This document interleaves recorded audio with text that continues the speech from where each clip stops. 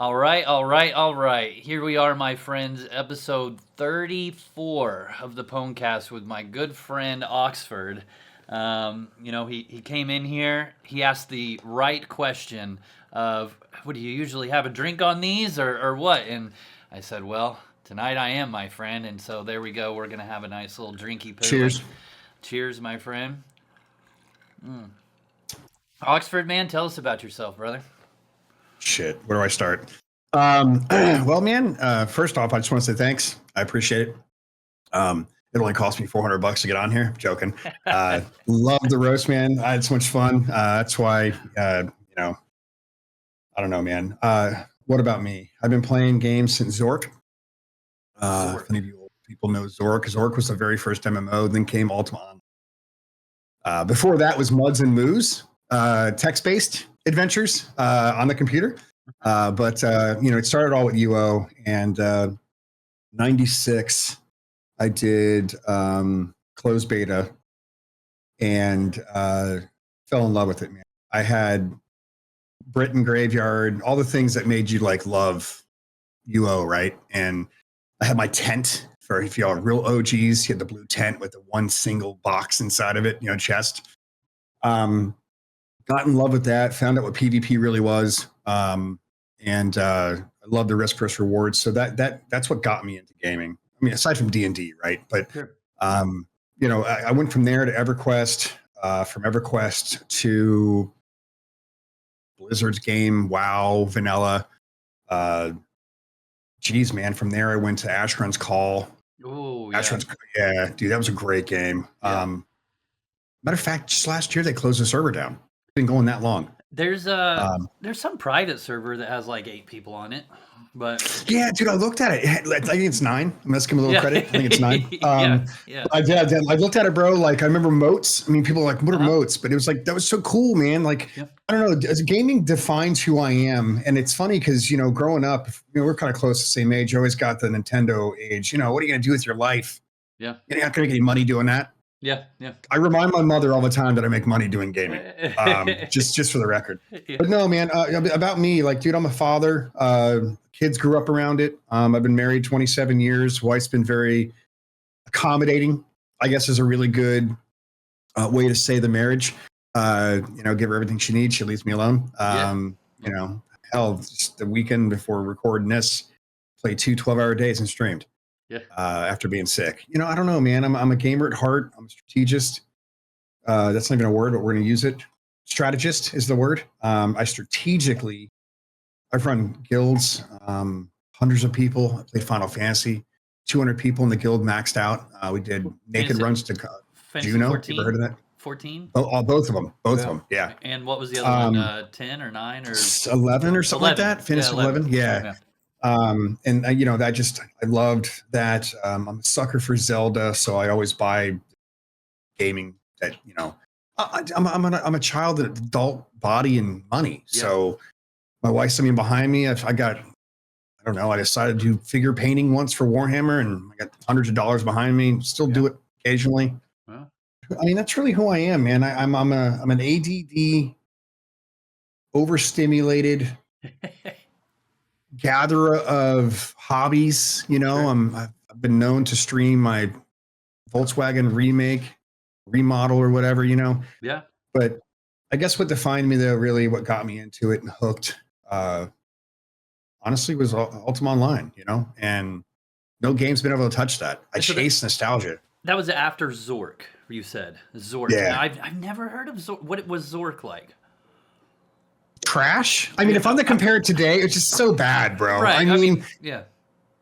So I played Zork for a whole 10 minutes because I didn't understand it, right? But I played it, so I put my stamp on it. Okay. My cousin was big into it, It's back when the old white boxes came out, like the Gateway. Remember when Gateway first came out? Yep. Yeah.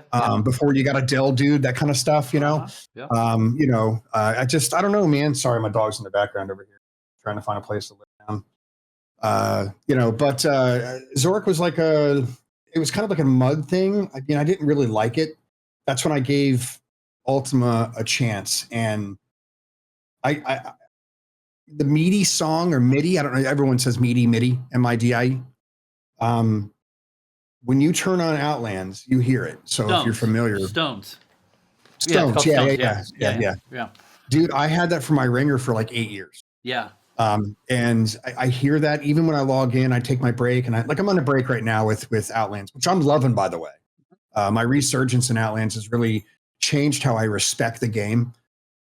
Maybe because I'm getting older, but that is just, I melt. I don't know how to explain it, man. It's like a warm blanket out of a cold day, out of pour a pair of socks out of the dryer. That song is the last piece of nostalgia that you can grab at a moment, just with the hit of a button, man. You hear that song and you're just like, it's exactly that, man. Do you know Crumpet? Plays on Outlands. He does like he's got like the lo-fi channel of like a bunch of games, but he's got the whole soundtrack for UO, and it's pretty. I mean, it's not the original, right? There's a place for both of them, but it is pretty cool to be able to put that on and be like, that song. I've also one time at a Ren Fair. I'm walking around and I've just got it playing on my phone, and I can't tell you how many people stopped and were like, I know that. Ultima? Yeah. They're good people when they say that. You know what I mean? Yeah. So that's cool. Yeah, so Tent, you said something earlier about being in beta. So I wasn't in beta. I came Second Age or Renaissance, whichever one was first. I don't remember. My dad played... Second Age. Okay, my dad played at launch. And you could dupe money? Bro, yeah. Oh, dude, the millions of gold, brother. Millions. How do you stumble across? You come off so it's, I mean, ICQ days. Right? Like that was back in the day. So you join an ICQ group, and it depends on the clicks that you did. Like, I mean, dude, I was friends with a guy who rolled up a tavern. Yeah. It was just a house. Yeah. And everyone was there. PKs. It was like this neutral area. So cool. And one guy's like, I figured out how to dupe, and no one knows what the hell dupe is. And I'm like, what the hell's dupe? Yeah. And they're like, Diablo 2, duplicate. You can make multiples of one thing by doing something. And that's how I found out. The guy's like, explicit instructions. And so you had to do, like, you had to drop it, something in your bag. You had to come off a screen, come back on screen. It was the weirdest thing. Yeah. And I mean, it really ruined the economy, and they had to kind of fix that. But it's like anything, dude, it's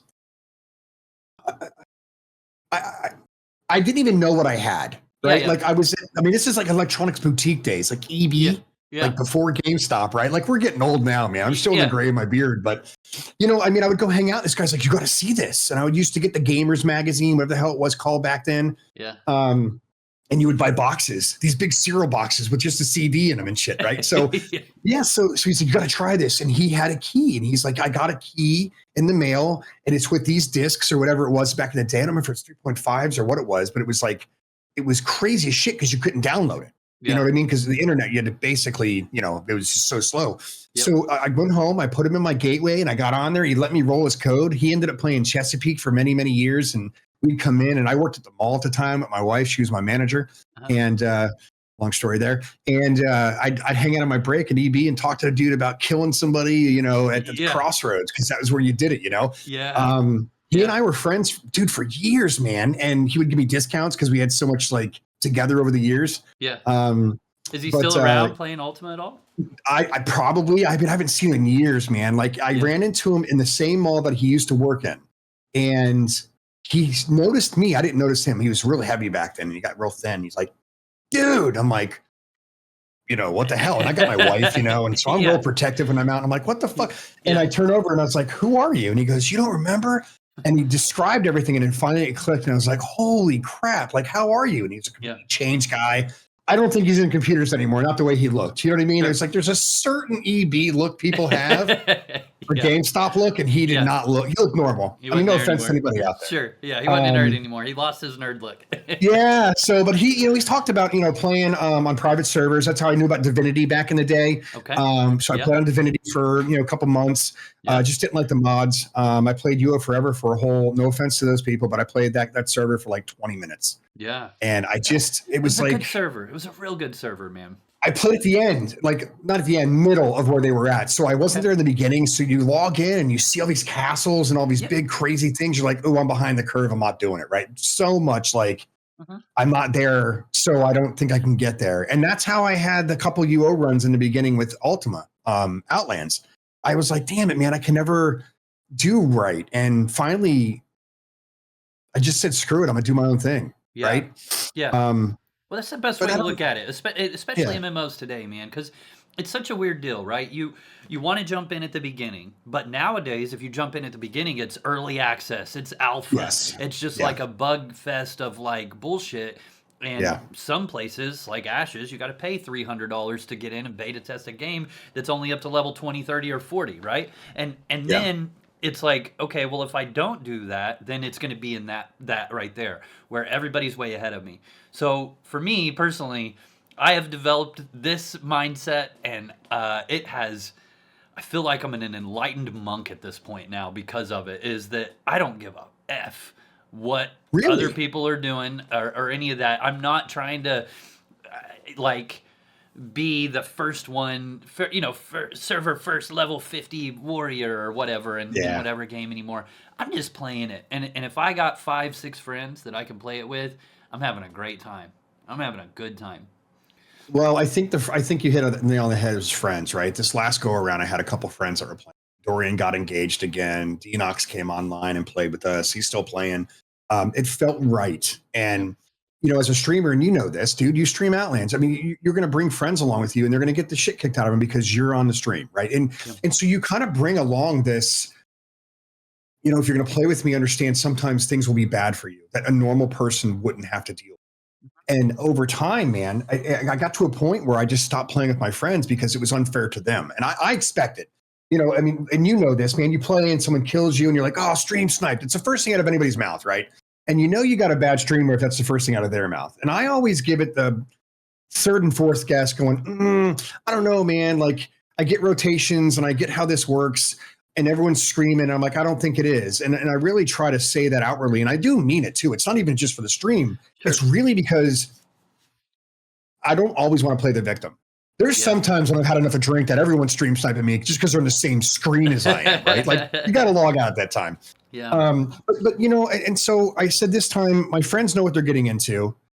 My friends are part of the community. They're most of my admins really that play with me. So they know that if they play with me, they're going to get possibly stream sniped. So I got to stop projecting that concern and allow them to make the decision for themselves, right? And that's what I did this go around. So I'm not enlightened per se. I think I've just understood my place and they understand theirs. And we both agree, if you want to play with me, that's a risk.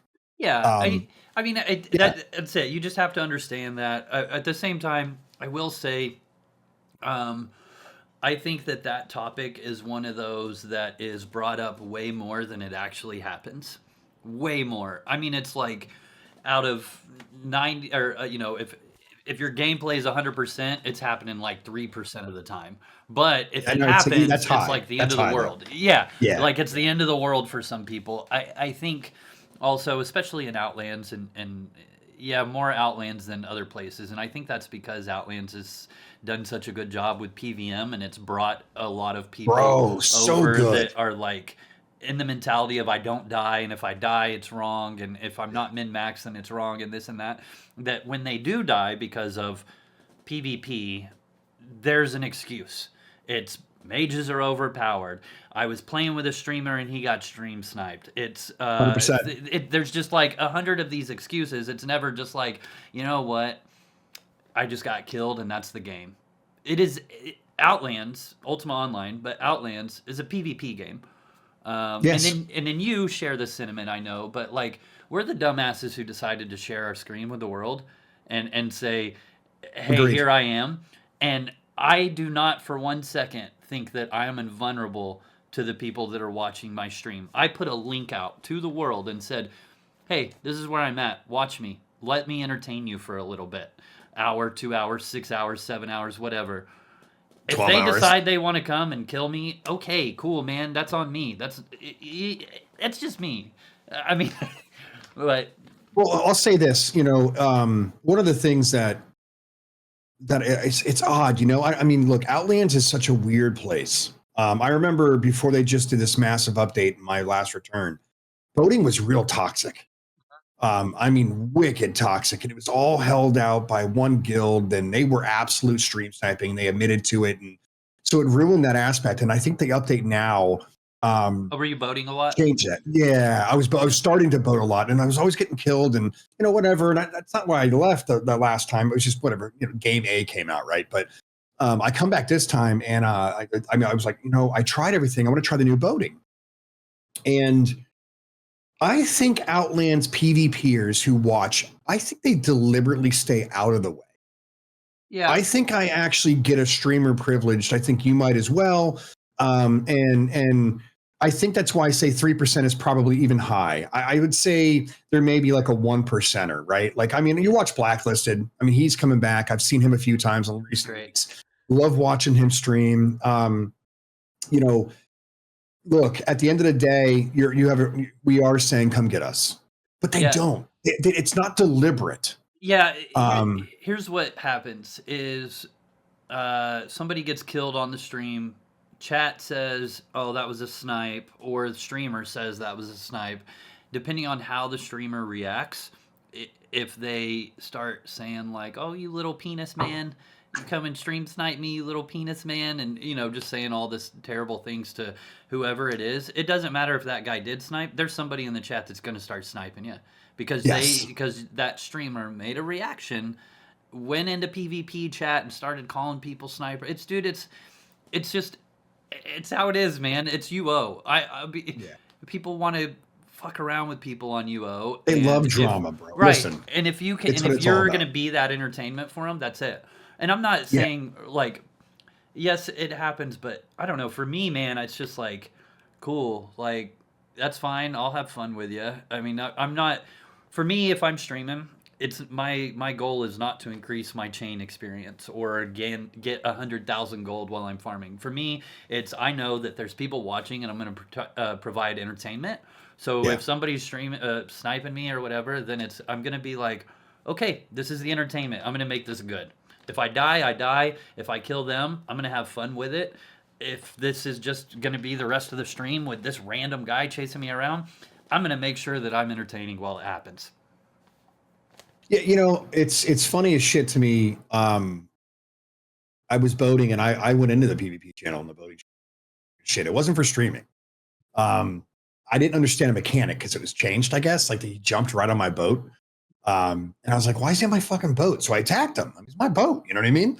And he knew what he was doing. It's like that one guy who's always out stealing shit till you attack him. And then he just mops the floor with you. And you're like, what the fuck? Just kill me to begin with. But he wanted to be gray, not red. You know what I mean? Like this. Sounds familiar. Right? Yeah. So, there's one guy who's like, and I'm like, dude, just take what you want. Like, don't. But they go after your Band-Aids. I mean, there is a bit of like, you're either a POS, you're bordering on that, or you're just doing it to provoke a fight, right? Yeah. And I like the provoke a fight ones because I still have a fighting chance. I've got my pots, I've got the things to fight, right? Yeah. But when they come in, they steal your pots, and then all of a sudden you're red. I'm just like, motherfucker. Yeah. And then I just leave, man. Yeah, and that's all you really can do. I'm not a fan of going in and stealing their bandages. I mean, the most like you're a rope guy. I steal ropes. I steal a core if it's up top. I'll steal the food and eat it in front of you.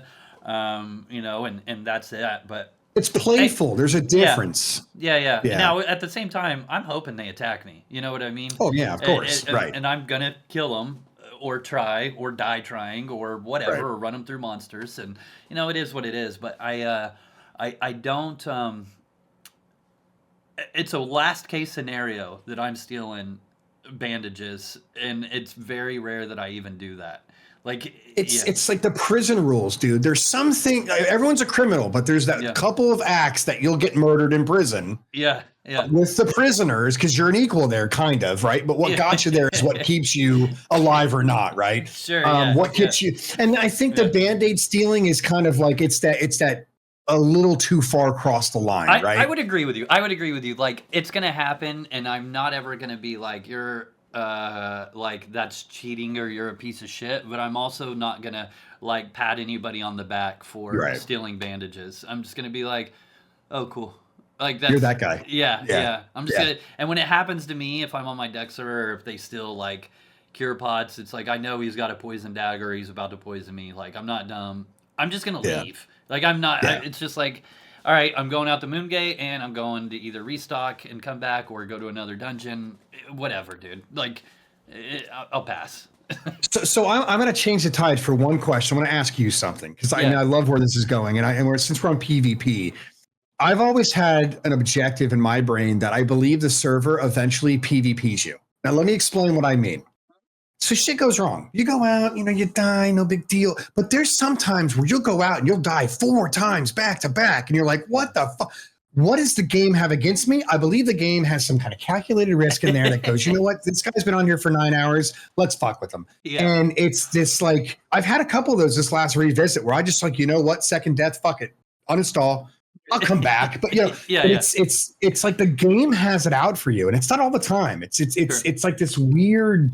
Have you noticed that, or is it just kind of like it's a me thing? Probably. No, I mean it's funny because it's a complete RNG, right? It's just just a complete coincidence. But at the same time, you're not wrong, man. It's been like I'll go like 2 weeks and I won't see a single red if I've been farming hardcore, right? And then it's like one night, it's just like 15 reds, and it's not all the same red. You know what I mean? And I'm like, what the hell's going on? There's something in the water today. It's a full moon, and like every red decided, oh, it's slaughter moon. We got to get out there and kill everybody.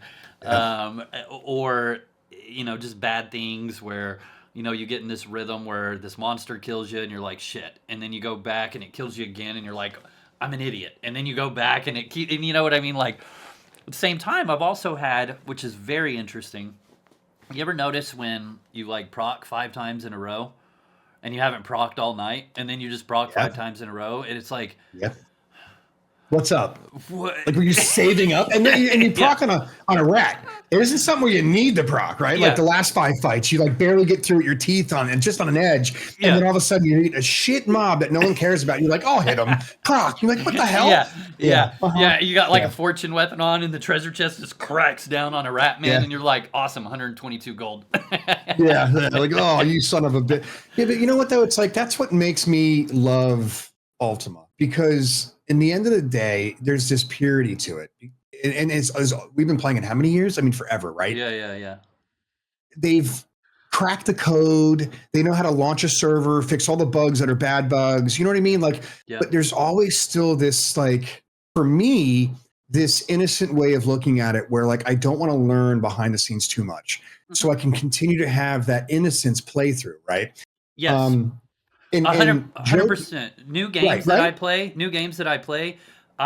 we did Path of Exile 2, and I made the title in my Discord, PoE 2 No Guides. And I put a pinned comment, and I said, if you're playing with us, we're not looking up anything, nothing. And it was really funny because before it launched, I was on their website, and I was like, I think I'm going to play a wizard. And are you kidding? He was like, how do you know that there's a wizard? And I was like, well, I'm on their website right now. And he goes, we're not looking anything up. And I was like, you're right. I'm sorry. And it was really cool. I mean, I know that some of the group we were playing with, they were looking stuff up. But at the same time, that's how I'm going into most games these days. We're about to play World of Warcraft. I'm not going to not look shit up on that game. It's been out too long. But if I was to jump into a new game today, a new MMO, 100%, I'd do the exact same thing. Whatever the game, no guides, and I'd invite everybody to come play and say, we're just fucking doing it. I love that. And you know what, dude? I don't know. I mean, you played EQ. They got breed walls out and all that stuff on when you play the TLP servers and stuff. And for me, like, I don't install it. Dorian kicks my ass all the time about it. Go, where are you going? I don't know where I'm going. He's like, how do you not know where you're going? I'm like, I've played this for years, but like my ADD, the one blessing I have with my ADD is I literally have to remove something from memory. It's there somewhere, but I've forgotten it to put newer stuff I'm dealing with. So when I go back to a game, like example of Ultima, I don't remember how to play. I have to re-remember it. And I that's the one curse that I think is really, truly a blessing. And to that nature, I got on with Ashes, and I didn't look anything up. And I'm like, that looks cool. I want to try it. PoE 2, great example. And it's so much fun. And people give you, oh, you're not mid-maxing, you're not you gotta. Yeah. I'm like, dude, it just that skill sounded cool. Yeah. And it looks cool. So I'm playing it. Yeah, and you know what? And you're still killing monsters, and it's a challenge, and it's fun. There's a very popular quote going around right now, and it's that people will min-max the fun out of video games. And it's the truth, man. It really is. And look, I'm not knocking anybody that does that. That's fine. If that's how you get your jollies off playing a game, good for you. But for me, and especially recently, I've just realized that games, especially MMORPGs as a whole, are extremely easy. And they're extremely easy because there's thousands, tens thousands, hundred thousands, tons of people playing these games. Somebody's going to figure out the best way. And then somebody's going to put it on their YouTube channel. And then somebody's going to make a guide. And then all of a sudden, it's like, this is what you do. What I really dislike right now about the Outlands community, and it just, not even Outlands community, just the MMO community, is that there is so many people that try to pigeonhole people into playing just like what you said. They were like, why aren't you min-maxing? Like, why do I have to do that? And it's like, well, it's wrong if you took macing instead of archery or whatever. And it's not just UO, it's every game. I don't like that, man. I miss the whole, like, going in, picking the wrong skill, and it's okay because the game still plays, and that person is usually having more fun than the guy who's pissed because his damage is 0.5% less than the next guy because he's 5 skill points off or whatever. And you know what? And that's 100% right, man. And one of the things that I did when I came back now, so I played enough of all the things to kind of feel as if, I guess the best way is I'll do it this way. So we get into work, that's fine. But I manage, and I manage managers now. And one of the things I tell them is be new. Like, well, what does that mean? I don't understand. Be new. Ask questions. Enjoy the process. You're gonna suck. You're gonna fail. And the expectation is, honestly, that you show up, smile, and enjoy sucking the suck. Like, I tell my actual team that, dude. And they're like, I don't understand. I don't get it. Because, like, I talked to this other manager who's new, and they're doing A, and I'm like, dude, listen, like, straight up. Are you here? Yes. Are you present of mind? Yes. Are you worried about your team? Yes. That's all I can ask for right now. You've never been here. If they ask questions, then that means they're curious. If they suck the suck and they fail, then that means that they're trying new things. And one of those things that they're trying is going to blow up and be extremely successful. And when you pigeonhole a script, right? A sales script, a script of this is the template, then you're just leaving all the different cards on the table that could be better, and just enjoyment. I think that if you go to work or you play a game A to Z the exact same way every single day, you burn out so fast, which is why, going back to Ultima, the unpredictability that I enjoy of, right now, and I've been doing a lot of factions, and there's this one guy, I don't know who he is, he might have said who he is, but either way, he's a thief, and he just keeps coming up to people when they're on points, stealing random stuff, whether it be the battle commendations or regs or whatever, and running away, and people are getting pissed off about it. Is it annoying? Yes. But you know what? That is the open world unpredictability that I like Ultima Online for. And if that ever goes away, I promise you, I will not ever play this game again. It would bore the hell out of me. People want PVM only. I always recommend them to go to UO Alive because it's PVM only. And that's for some people, but me, no. I have to have that. I'm looking over my shoulder. That's fun to me. I want to be worried. You're describing risk versus reward, and a lot of people don't understand that. So there's no risk once you find a pattern. And unfortunately, every creature that is out in the world that we play in these games have patterns. It's just how long until you recognize it, right? You add the human element. Who the hell thought there'd be some prick stealing regs? That creates a... right? So, like, for me, I think one of the things that I love too is example. You brought up PoE2. Great game, right? I mean, obviously, Christ, it's the seizure-inducing graphics for God's sakes. One click wins, right? Is what Dorian calls it. Yeah. But that's fun. But you get to a point where you're only really seeing yourself, and you know that every time you walk into this dungeon, this mob is going to do this, and that's one of the issues I have with like a PoE style game. Yep. And why I love Ultimate, have been going back to Ultimate since '97, over and over every few months. It's because yes, it's the same platform, but the people change, which makes the game change, right? Like, and what you're saying right now is one of the reasons that if people are bold enough to min-max, cool. If people are even bolder to go, you know what, I'm going to try this. You have the new mid-max like 2 weeks later if it works. Yeah. Right. And if we didn't see that, we'd all be stuck on the command. Yep. It's just like, and I love to see when the developers get in there and Owen starts doing his thing or whatever, and they're like, let's throw it on its head. Let's make this cooler. Yep. And it completely makes people go, holy shit, I got to look at that differently. And that's real life. I mean, I don't know about you, and we know, I have a manager that I manage, and he understands and he knows, and very few of these that I stream. I don't want. I understand Not that it's that. bad, but yeah, no, I get it. Trust me, I get it. So he knows, right? And he goes, you know why you're such a good manager? Yeah. He goes, because you know how to manage people. I was like, how did I get that? He goes, dude, you've run guilds. I've been a part of one of your guilds in Albion. You had 300 people going left because you said left. Yeah. You don't pay them. You don't have anything to offer them, but your personality, the fun you might bring with them, and the confidence that they can trust you. And I was like, holy shit, I could run a company. You know what I mean? Like, it's like, you don't think of that, but like people who play games that are involved in like stuff like what we do, streaming, you have to manage your time. There's a lot of things that people don't articulate very well on what makes us good in here in this world. And then we can bring it out to our real life, I jokingly say, because this is still real life, but like a part of our life that's a little different.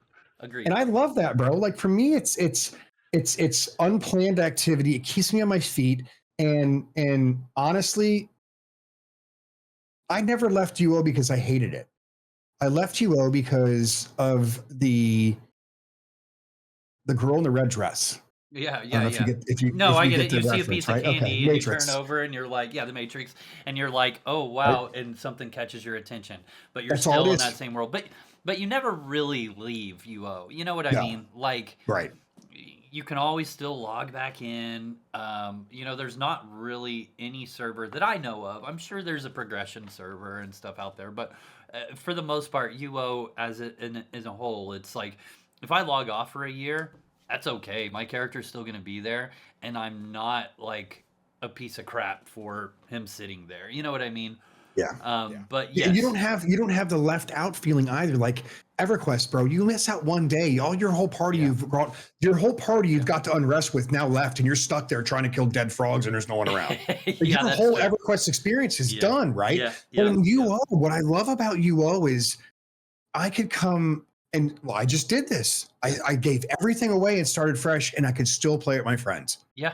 No matter what I had or where I was in my adventure or my career, if you will, in Ultima, I could always feel part of something, and I never felt behind. Now, I would say the economy is really fucked, and he's doing great things. The $50 million horse thing. I think once that they find a way to really bring that around, and the economy now is better than it was before. Yeah, so I love that. I think in any game that has gold that drops, it's the economy's just doomed to fail. Like, it's just the reality of it. You know what I mean? You're trading it with players. There's only so many systems you can put in that actually eats the gold. I think Outlands does better than anybody has ever done before, without a doubt. Yes. But it's definitely a bleeding problem that will always be there. Yeah. On the same note, though, the main reason that you would want gold is for aspects, which they actually really helped tremendously with chromatic cores, the little rainbow cores, Yep. And the other reason would be for housing, which in rooms, it's so funny because they are overpowered in a sense that they are better than up to almost a very large house like what I have for Pwnholla. Yeah. But they're not in the real world, and so people kind of shun them, but they are better, especially if you're a boater, because the little whatever it's called, Yes. shipping crate. I don't, what is it? Yeah, that thing. It's a It shipping goes, crate. yeah, Yeah, it when you goes to unload. your house, Yeah. right? You Yeah. recall into a guarded zone. Like and it's 8 chests for 20K a week. That is so inexpensive in comparison to spending 50 million, 100 million, 150 million. I've been offered 150 million for my boathouse, and it's like Wow. I'm not taking it, but I could, you know what I mean? And Yeah. imagine 20K a week for those 8 secures or whatever. Like that would take forever. Yeah. There's just the in rooms are very nice, but I also understand, you want a piece You want to of show your own off your property. garb, bro. Yeah, Like, I mean, yeah, I you look at want your it there. boat. I'm like, what the fuck? Why does he have all this shit? I was like, oh, that's right. Yeah, Because he well, collected. I mean, it's cleared out now. We're about to put another vendor house. oh, nice. Yeah, Okay. yeah, but Okay. yeah, One thing I wish Owen would put in there, man, and I'll kind of end on this is stealable. I miss stealables from the original OSI. That was so cool. mhm, They're so brilliant in their writing and how they program. They can yeah, make it to where when the server resets, they don't just respawn. yeah, We're so technical now and what they can do. yeah, just I like would a love to random see timer that. every 12 hours or something like that. Something, A I week, mean, because it's like, I mean, just anything, and it would give the thieves something else to do besides fuck up my regs, right? You know what I mean? Like, go do that. Yeah, No, yeah, I think that's kind of not what they're missing, but I think that would be really cool because I mean, you got only so much you can do with thieving, right? yeah, And I think it's an aspect that's sort of it's meant to punk somebody.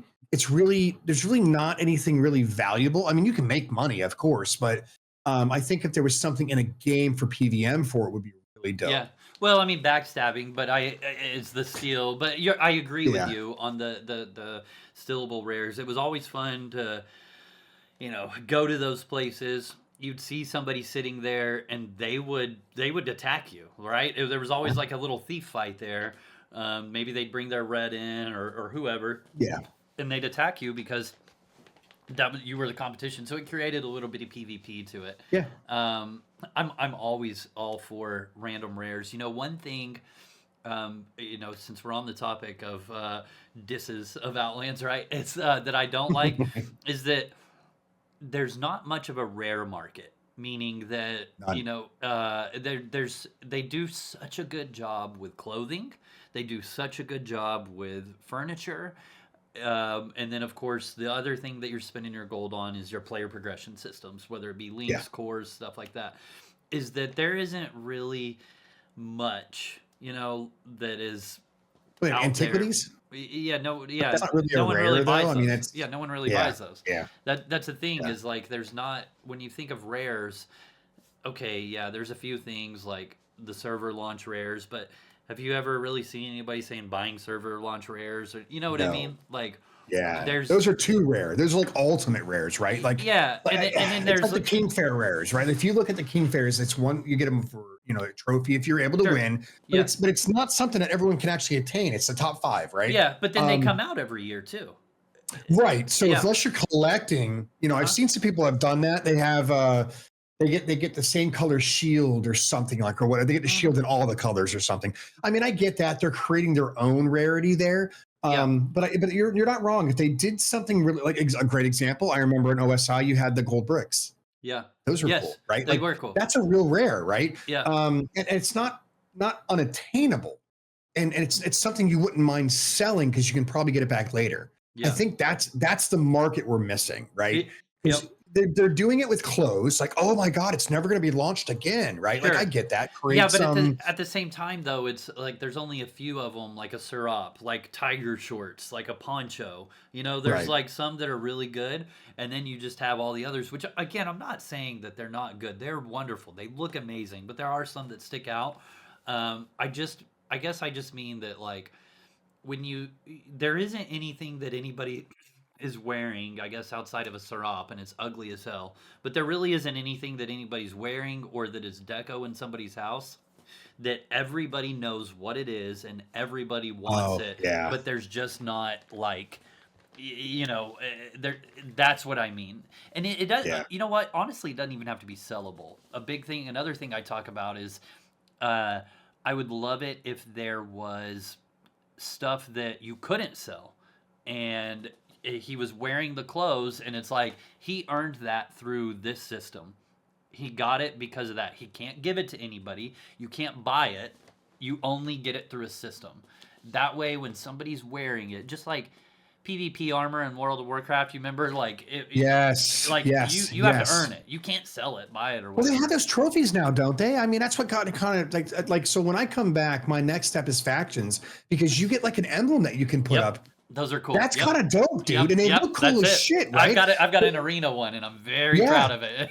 Very proud. So there's a little bit of kind of oomph to that, but I think like a great example. They may try to do it now, like if you went out and you scored 1 million gold or 1 million XP, like they just did with the whatever they put out this last run. For the new year, I think that's cool because it's something you earned, right? Now, if you earned it but couldn't get rid of it, I think that's where it was prestigious because I wasn't doing it. But then I go and look, and his 5 guys got like all of them. I'm like, holy shit, how much did you play, right? Yeah. So it turns into I don't know what you're holding too many. I don't know if that's cool. Like I think you took it too far, right? I mean, you're always going to have the top guys that are the best farmers. They know the best spots. They've got the max template, and man, I mean, there's people out there with 40 links right now, just or more. 43 like a couple months ago, 45 probably.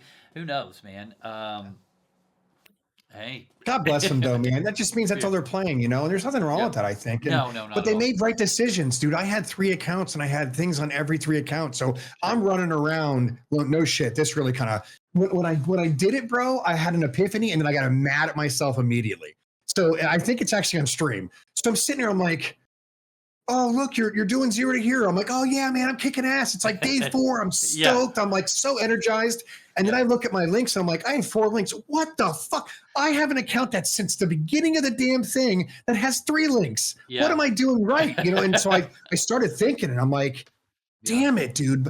And the one thing was I respect Owen in this, and then I'm gonna dog him because I can't give him too many compliments.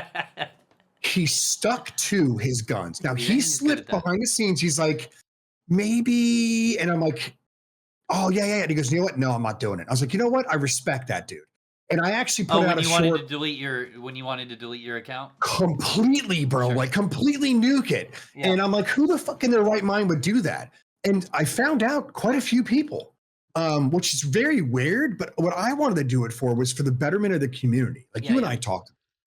How many people understand the actual walkthroughs of what it means to be a true rookie and get to do the quests? That to me is a missed opportunity. And I get why he did it. I wish he would do something like that ladder, like for people who've been in there past the 50 mil, like you know what I mean? That would be kind of dope. And if you did a quest line, let's roll it back to what you just said. If you complete this pain in the ass quest line, you get this one-time opportunity of a random item that has like a 1% of badassery. Then there's a 10% of these 3 things. You know what I mean? Like, and that one person by doing the quest line would have an opportunity to get that, right? Yeah. There's things like that. I'm hoping he's starting. It looks like he's going that way, and I really hope he does kind of evolve that system because it's great. It really is great. Yeah. But I at the end of the day, Owen can also kiss my ass. Love you, Owen, but you. I know Eric's doing a lot of quests with the Prev library. I think there's going to be that whole quest system is going to be really grown into. I don't know to what degree, but that's just what I can remember. That new player quest stuff was like the beginning, like the pilot episode sort of deal. Now here we are 6 months later, you know what I mean? But I can't complain though. I mean, they're just constantly putting out content, literally not. Dude, they do a good job. I hate to say it, man, for free. I mean, so there's always a joke on my stream is the $5 pineapple from like 3 years ago. And I'm like, who the fuck is going to buy a $5 pineapple? Then I go and look and I've spent $1,000 on PrevCoin. Yeah. And I'm bitching about a $5 Prev. I got nothing to show for it, like 4 outfits. You know what I mean? Like, what the fuck is wrong with me? Yeah. But they got it, man. They got a system. And I got to tell you, dude, if I would love to see them get picked up by OSI and just take what they've done, put some tons of money behind it, give them an actual team. I don't want to take away from what they have, but You know how cool that would be? I mean, they tried this in OSI. They did. I don't know if you tried it. That New legacy Legacy. server. What Sure. dog shit, bro. Yeah. Just Yeah. It's not good. It's it's not so good. bad, Yeah. man. I feel bad. So one, I don't. Yeah. I feel bad because there's like multiple sides to this. One is that the guy who's running the whole UO thing right now, um, when he first came in, I could really sense some like positive energy, right? Yeah, And yeah, then he was like, there's this. I made a short of this because he's on a podcast with Epic Loot Gaming, good friend of mine, plays on Sonoma, and yep. he's talking to him, and he's like, I want the internet when you get online and you search Ultima Online, we're at the top. And he's like, there's no one else out there because we're at the top. Do you go to the store and buy regular Coke or do you buy that off brand stuff? Me, I'm a regular Coke guy, or something like that. And then I made the short where I'm like watching it. And then when he says the off brand Coke or whatever, I pull out a thing of like Sam's Cola or something and I start chugging Nice. it. It was pretty good. It was good. But anyways, it's upsetting though because there was all that passion and energy at the beginning, and then they just released their 2026 developer pipeline, right? And it's just a bunch of very broad, like, we're gonna do this, we're gonna do that, here's this newsletter. I mean, it was just like there wasn't anything with substance. There was like one event with some substance to it, and that was Yeah, about it. And I go back to like whenever Owen and Luthieus jumped on my stream and we went through like the developer pipeline, and it was a lot of fun, but there was just so much there, and a lot of it has came to, and yep, there's still I have no doubt the rest will come soon. You know what I mean? Like yeah, there was just so much there, and then there's even been stuff that's been released that wasn't even on there, and I just am like, wow, man, you can really tell that somebody's doing this because they're getting an 8 to 5 paycheck, and then you have somebody who may or may not have a job outside of this. I don't know. I don't care. Whatever. I hope that they don't, and I hope that they're both. Everybody that's staff and a paid employee for Outlands is a millionaire. I really hope that yeah. because they are just constantly putting out content nonstop, and it's the difference of a paid job versus a passion project that's highly Yep. successful. And Yes. they also, and I'll close my rant at this, is that I feel bad for the head dev of Ultima Online and that entire staff because they work for EA, that works for Amazon. You know what I mean? Oh yeah. I guarantee you that if they say, I want to change the way swordsmanship works, I want to change the formula from this to this, they have to turn in pieces of paper and corporate loopholes, and it's just Yeah. such a slower process versus Luthieus just says, all right, we're doing it, and that's it. You know what I mean? Yeah. Like, I know that they are hamstrung, but I Yeah. also I mean, know it's that it's Owen and corporate. Luthieus have passion. It's corporate compared to a mom and pop, right? Like they're publicly traded. There's some things they have to go through. There's these. It's this litigation process that you have to. Bureaucracy is what it really is. Is what you're describing. And Uh-huh. look, if you have anybody's worked for anything outside of a corporate job of like fast food, you understand kind of I think why they're hamstrung, right? Yeah. When they first came out, man, the conversations they had, you could feel it. Like I got excited, Yep. right?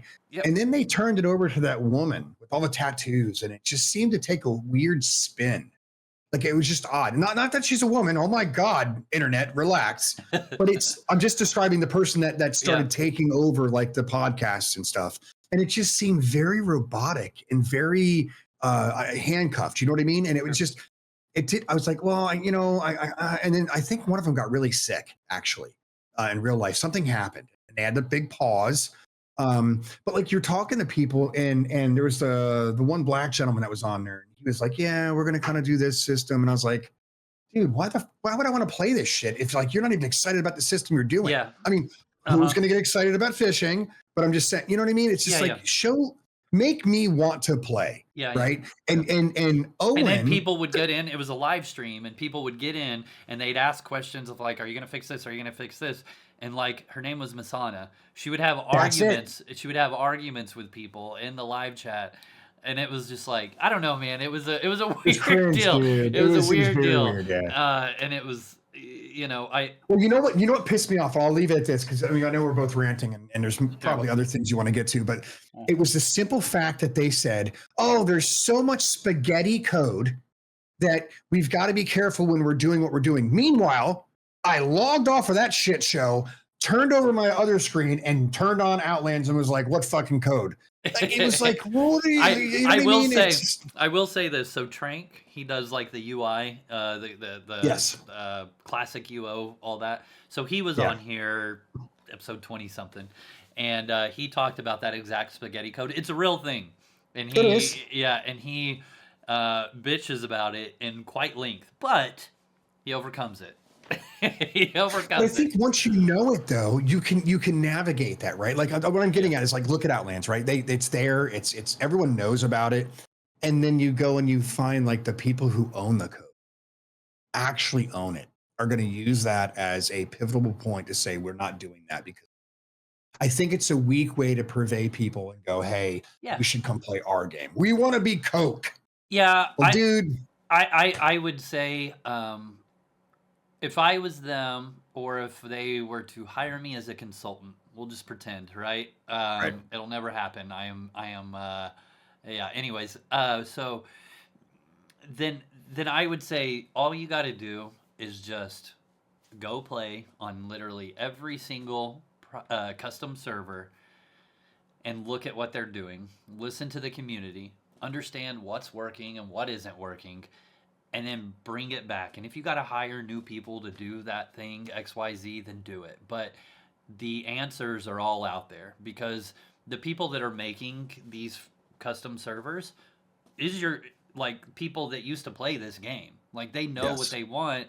And like, I think there's a really big thing that a lot of people will miss in all forms of everything, is that they do what they're doing and they tunnel vision what they're doing, and they think what they're doing is the best, and they only listen to their customer base or their fan base or what have you, and they don't look at other people, whether it's their competition, their friends, their partners, Mm, and understand what's going well and copy that and turn it into their own thing, or and also understand what's going wrong and make sure that they don't do that.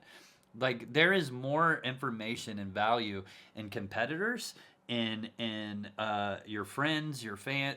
There's just so much information out there, and when you tunnel yeah, vision and think that you have all the answers, that's when you start fucking up. And I big think time. that's I what they're agree. doing, man. Agreed. And look, if they can turn this around, right? I mean, I would like to see him turn it around just because I never want to wish anybody a negative outcome on something that gave me what I have today. They're the reason why we're here today talking on this, right? Like, Yeah, let's be honest. yeah, So I don't ever want to wish for their failure. I want to wish for their success, but I think they're not learning. They yep, almost want to fail themselves to go, oh shit, maybe we should try something different instead of looking at the 20 years of history, yeah, like you said. And let's be that honest, right? Like let's look at this. Go on Twitch, dude, and like open up Outlands, or I'm sorry, open up Ultima Online and yeah, see what's being played inside of your channel. It sure yeah, as shit ain't Ultima Online OSI. And that's the sad part. It's like, dude, if you went in there, just go play Outlands and go see what they're doing right. yeah, yeah. But anyways, man, I don't want to beat too much on them because I do love them and they're like the bad, drunk sister. You got to bring her to the party, right? Yeah. Um, No, they're good, man. They'll come around. I think At they'll least figure we it can out. I help. really do. Well, But yeah, again, man. I feel like there's a lot behind the curtain that we don't understand, and that's really Oh, holding them always. back. A shortage of resources, corporate loopholes, uh, things like that. I 100% feel that that is it. Yeah. Um, but Well, I mean, look at what's going on in gaming, dude. I mean, they're probably just punching a clock right now and hoping they make the cut. yeah, So man. God bless them. So I watched a Lazy Peon. Obviously, Oh, everybody love knows Lazy him. Peon. Been He's around great. forever. Yeah. I watched a really good video of his, and of course, I take everything like this with a grain of salt until I look it up myself, and I haven't looked it up myself. But he talks about like how, like Asian MMOs are gaining in popularity, and then like U.S. MMOs are not, and they are just tanking, and and a lot of the reason is because development costs over in Asia are a lot less. Whereas here, it's a prestigious job, like 6 figures, 6.5 figures. You know what I mean? Like to do a Absolutely. simple development job. And over there, it's just a regular, easy job to Yeah. do. And so that they can, over there, they like the grindy Korean MMO type style stuff. Oh yeah. And they like the pay to win model and all that. It's not popular here. And so when America is making these games, it costs way more, takes way longer, and then it's like they run out of money, and that also contributes to the whole point of the model that we have now of Early access. early access, alpha, all that stuff, and it's just like they're asking for money because we've already put $10 million in this. Now we need another 10, and we're gonna ask you guys to pay us to beta test this game because it just we've kind of dug our own grave. You know what I mean? Let's yeah, you're right. But like, he's not wrong. There's another deciding factor here, and I'll just touch on that like loudly, but also very quietly. We're afraid to show ass in games. You turn on any female character in an MMO from the East, and it's ass in your face. Sure. And I'm not saying that's what pays games. Like, let's be honest. No, I mean, but remember Dragon Age Veilguard? Did you play Dragon Age Veilguard? They completely changed everything, and it's they went with what's popular in America right now, or not. Let's not get into. Well, I shouldn't have said it, I guess, but Well, it's like, I'll just say this on the nose. We can move right past it. Yeah, I think if you're watching this right now or listening, you're on the same page. So I don't think you have to go any further. Yeah. I mean, I think they just did it in Stranger Things. Yeah. So look, at the end of the day, we're going to do things how we do it. But I think there's a pushback. I mean, you can say what you want about Asmongold. He is left, he's right, he's up, he's down, whatever. I mean, the preference of him, he's weird, right? Not bad, but just it's Asmongold.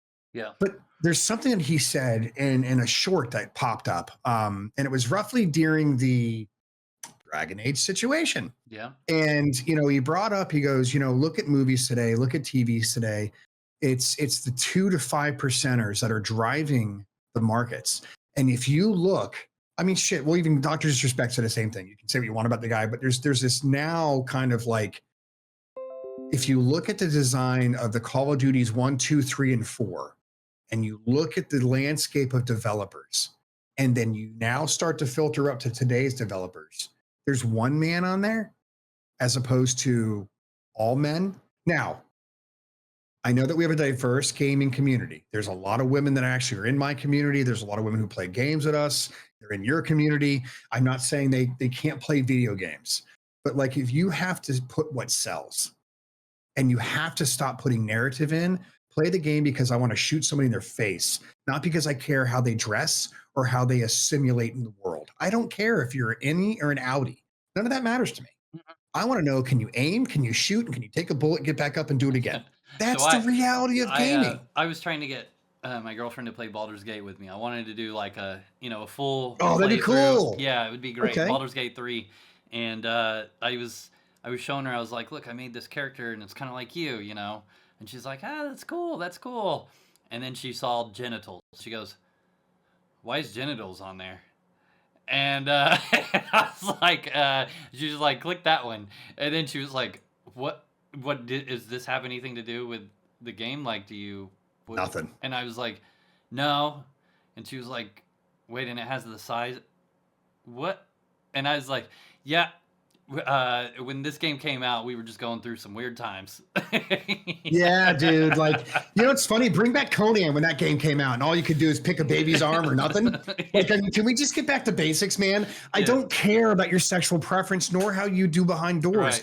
Right. That shouldn't be in games. I mean, maybe if it's a game like that, but like, dude, if I'm out, a great example, like, if I'm playing a cops and robbers game, I don't care what you think you are. You're a robber or you're a cop. But now if you do it, it's like you got to pick how you are before you do it.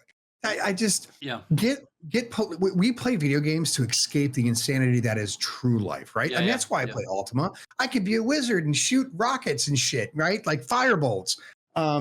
Your shirt, exactly. I can cast a a fireball, flame strike, a flame strike. There it is, right? Like, I mean, Yeah. it's like, so my point is I think we're allowing society to dictate our gaming, and I think that's a real big problem for people, because I play not because I don't love my wife, but I had a bad day at work. I don't want to come home and scream at her. I want to come scream in a Call of Duty lobby.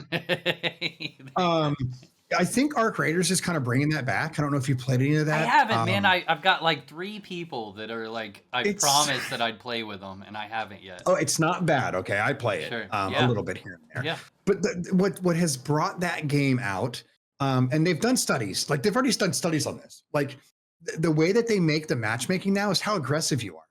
So if you're kind of a shithead and you shoot everybody on sight, they put you in lobbies where everyone does that. That's interesting. So, and they found group play encourages PvP for a reason. If you're a soloist, you do less PvP. Yeah. So if you want to play the PvM game, you do it solo and everyone helps everybody out. It's really weird. You get on PvP and like group play, everyone's murdering everybody. And you're camping sites, but everyone's talking. And it's some of the content that has come out of this game is absolutely amazing. Yeah, and that's what's drawn me to Arc Raiders, is that there's proximity chat. And the last game I played with proximity chat, well, Dark and Darker, but before that was Mortal Online 2. And I had I ran into Dorian in the middle of town. And I ran into some orcs. It was so funny because I run into some, well, they're Thursers. Did you play? You played MO2. Yeah, I remember you like running people off of the docks that were AFK there. It was fucking hilarious. I got so much trouble, bro. I don't care. I thought it was best hilarious. video I have on YouTube too, by the way, so you know to date. Yeah. And but I was there. That's great. I get to say that I was there. Well, anyways, so. You know, I see these Thursers that look like orcs, and I go, ooh, orcs, grievous. And they were like, hey, man, you know, and I was like, I've got a song of Orcish. And they were like, okay, sing it. And so I started singing it, right? And then all of a sudden Dorian is up on a horse, and I didn't even know he was playing. And he was like, this ain't Outlands, Pwn Star. It was hilarious. No shit, that's awesome. It was hilarious. I turned, I go, Dorian. But anyways, it's just like there were so many interactions, and then also like dueling with people and like yelling at people while I'm fighting them, and like chasing people that are running away and calling them a pussy. But let me ask you this, what I mean? It was just so much fun, dude. Did you ever stop to ask what sex they thought they were? No, it didn't matter. But that's my point. It's the purity of the gaming community, and we really don't give a shit. Yeah. And I mean, look, we care about each other. Like, I mean, I might run into you and kill you in a PvP match, but it doesn't mean I hate you in real life. It doesn't mean that the decisions you've made for yourself or your spouse or whoever, I don't give a shit. You have gold and I want it. That's what it's really all about, right? So I do wish there were more games with proximity chat, though. We're adults now. If they did back in the day, Pwn, how many N-words would you have heard blasted off? Call of Duty. Yeah. So I think we've matured as an audience, right? So, and I think that's why it's fun again. Yeah, well, so Overwatch, and I get it, it's 10 people or 12 instead of like 100, but Overwatch, like when you get in, it says that, you know, this is monitored for whatever reason. Like, that's cool, man. Like, put in there a no profanity or like no racism, no politics clause in there, and ban people for it from talking in voice. Great. I'm for it. You know what I mean? But if I say fucking God, they're banning people for swearing, and it's an 18+ game. Okay, well, I don't know. I'm but just that's saying, what's happening, so you know. Yeah, I agree with you, though. But I mean, just like, I can't imagine, you know, Outlands being able to control like proximity chat. Oh my God. But I would love it. I'll tell you right now, I would love it. Find me a game where I could steal somebody's rope of like, you know, nonsense, something nonsensical, steal it, and you can go laugh at them, and run away. Yes. Find me that game and have them chase me through, and then I'm like yelling at them, saying like, the mud gargoyle's gonna get you. He's gonna get you. Oh, he got you, you motherfucker! Like that. Yes. I just some of the stuff I say when people are chasing me on stream, I wish they could hear. You know what I mean? And maybe they're watching. Oh, it's funny watching you, bro. I watch very few people create content. You're one of them, and I laugh my ass off. And when you're doing text-to-speech for yourself on chat, because we're watching you type, and you're saying it, and you're typing to them, I'm like, this is the greatest shit in the world. Will you like to? And I'm like, we're watching them type. It's so good, bro. It's so good. Yeah, it's great. I would love that. And that's where, you know, like those GTA games, the RP games. I've always I got Dude, into one, but I would like to like seriously get into one. It's so funny. if you want to, I'll bring you along because I was big into that. Yeah, man, Big, it'd be good. I big. I would just love to. My name was Cletus T. Judd in one of them, and I was a total hick, and I ran around in my Harley and my wife beater, you know, tank top and torn up jeans, and I was just ugly. I made my guy as ugly as could be, and I would hit on every single girl I saw, and just the most hick accent ever. It was the most fun, dude. I Yeah. loved it. I don't know. I played a couple of characters, but I had one. His name was Larry, and he walked around in booty shorts, Mhm. like 70s like basketball shorts, a tank top that was like striped. He drove around in a pimp pink car, Okay. and he had the Mexican horn that everyone does. Yeah. And I called it my, well, I got to be careful here. I called it my pink mobile, and Yeah. I would get out and just be sleazy as hell with all the chicks, dude. And I got Yeah. into so much shenanigans. I got a bunch of clips Dorian loves. I played with quite a few people. We did a big run on GTA. A Yeah. matter of fact, I'm gonna end up going. Speaking of redneck stuff, I'm gonna end up going and playing RD2. Red Dead Redemption. Yeah, but I'm gonna do it role playing. So we're gonna do RP server. I've got So a that's my next friend. thing. His name is Zeusslayer. He's real big into all these different RP servers. Red Dead Redemption's his main Yep. one. He knows everybody. I'm sure he probably knows about the server, but he's huge into it. But he's great. He was supposed to be on the podcast on the roast, but he ended up yeah he ended up not being there. But whatever. Nah, All right, dude.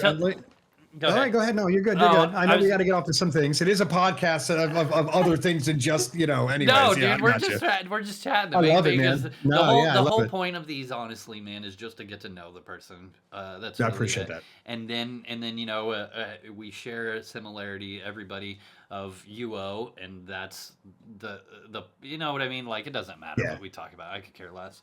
But you know it did. Divinity, you said you played Forever for a little bit. Outlands. Have you looked at Mortalis? I mean, any other of the servers? I was going to dive into UO Live, but I thought it was PVM only, so I just said no. I've played on, oh my God. Dude, there's so many. I would say if you took the top 10 over the last 10 years, I've played them. Yeah, yeah. I've played, there's a couple. There's a giant big map maker out that was around for a very famous map maker for our community, the community. I played on his server for a while, and it escapes me, so I apologize if I don't remember. But Yeah, I know. whenever I feel what's bad his name? because I have DMs with him. I'm a real jerk right now. I just totally. Yeah. They're great crew, amazing crew. I feel like he made Shadowspire Cathedral. Maybe. Yeah, I don't know. But you know, the reality of it is that I do so many different things. Like like if anybody goes to Pwncast, they're going to go Outlands, right? Like you have cornered the market. You are Outlands as far as a spokesperson, right? Like, I mean, that's respectfully is what I'm saying. But like you go to me, I'm the dumbass that goes, new server, right? Like, I mean, I'll go on there and sell the shit out of it because I love new things because I have ADD and that's shiny. And I mean, I get people to come on, right? Like, and I've played, I think over the last year, I mean, what you got Outlands. I'm trying to look at my my list here of like all of the games I've played, and it's just I had to prune them out. I had 42 Outland, I mean 42 UO stuff, and I'm like, oh my god, dude. Yeah. So now it's Outlands in general. It's an Outlands Minecraft server, which is pretty cool. And Outlands or Ultima Online Minecraft.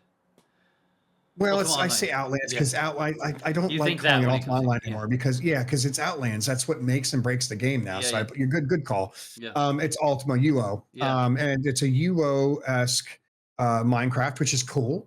He's got Brick Graveyard. He's got all this stuff in Minecraft, and he's programming it, and kind of a cool dude. He's been doing it for about 2 or 3 years. You know, in general, I Wait, think you had for him on me, your stream for a while. Didn't you have him on your stream and you went through? Yep. That's right. I was there for that. Yep, I was. Yeah, there. he popped in. Cool dude. I really respect what he's doing. You know, the reality of kind of like, dude, everything for me goes back to OSI in the end of the day. And if I was to say, like I said, Outlands is what has kept me coming back in the last, what, he's been up 5 years now, I think. Yeah. Um, 6. so Yeah. for So well, I mean, it got actually, big 5 years ago. It's like when it yeah. kicked. Yeah. But I think his server's 7 years old or something like that, right? I 6? don't know, man. 7 years. It's been a Been long around a time now. while, and It's all been I a know long is time. I've been playing it for too long, but I'll never stop. Yeah, it's 7. It's 7 because we just got Is it that 7? cauldron that has a 7 on it. Yeah. That's right. Yeah. So Yeah. I remember making it the first 5 days it was open, Okay. and I could not run it on my computer for some reason. So I left, and a year later came back. Yeah. But look, I don't think it'll ever be bad, because now after 7 years, for me 6, there's nostalgia built into Outlands now. Yeah. It's not UO, it's Outlands nostalgia. That's something big, dude. That's a pretty big thing. And so for me, when I think sequential gameplay, I never go back. I mean, okay, I'll go back to being a paladin in OSI because that was cool. They did Trog Cave and all that, cool shit back in the day. But like for me, when I think about it, I think like grinding out with like the orcs and the blood moon, and walking into into like Osware, and like the second level, and going, oh, what the fuck is that, and die. Yeah. And you know what I mean? And then a couple of orcs come in and start talking shit in orc in real life in your Twitch. There's nothing better than that, dude. You know what I mean? Yeah, I think that's a huge thing, is that Outlands has done good at making, they started with their map and it was substantially smaller, right? And then also they were more popular. So the world just felt alive. And then as they've added more dungeons and landmass and stuff like that, it wasn't just because, all right, we're full on housing, we need more land, let's develop more like places to farm and dungeons. All right, everybody's tired of these dungeons, you know what I mean? It's like they've done very good at doing a little bit of both, where it's some of that, but mostly it's like, okay, the dungeons are overcrowded, we need more land, we need more dungeons, you know what I mean? I that to me is what's cool, because it keeps the world alive. You talked about it earlier, of like, the people change, and that's that unpredictability, rather than the monsters or what have you.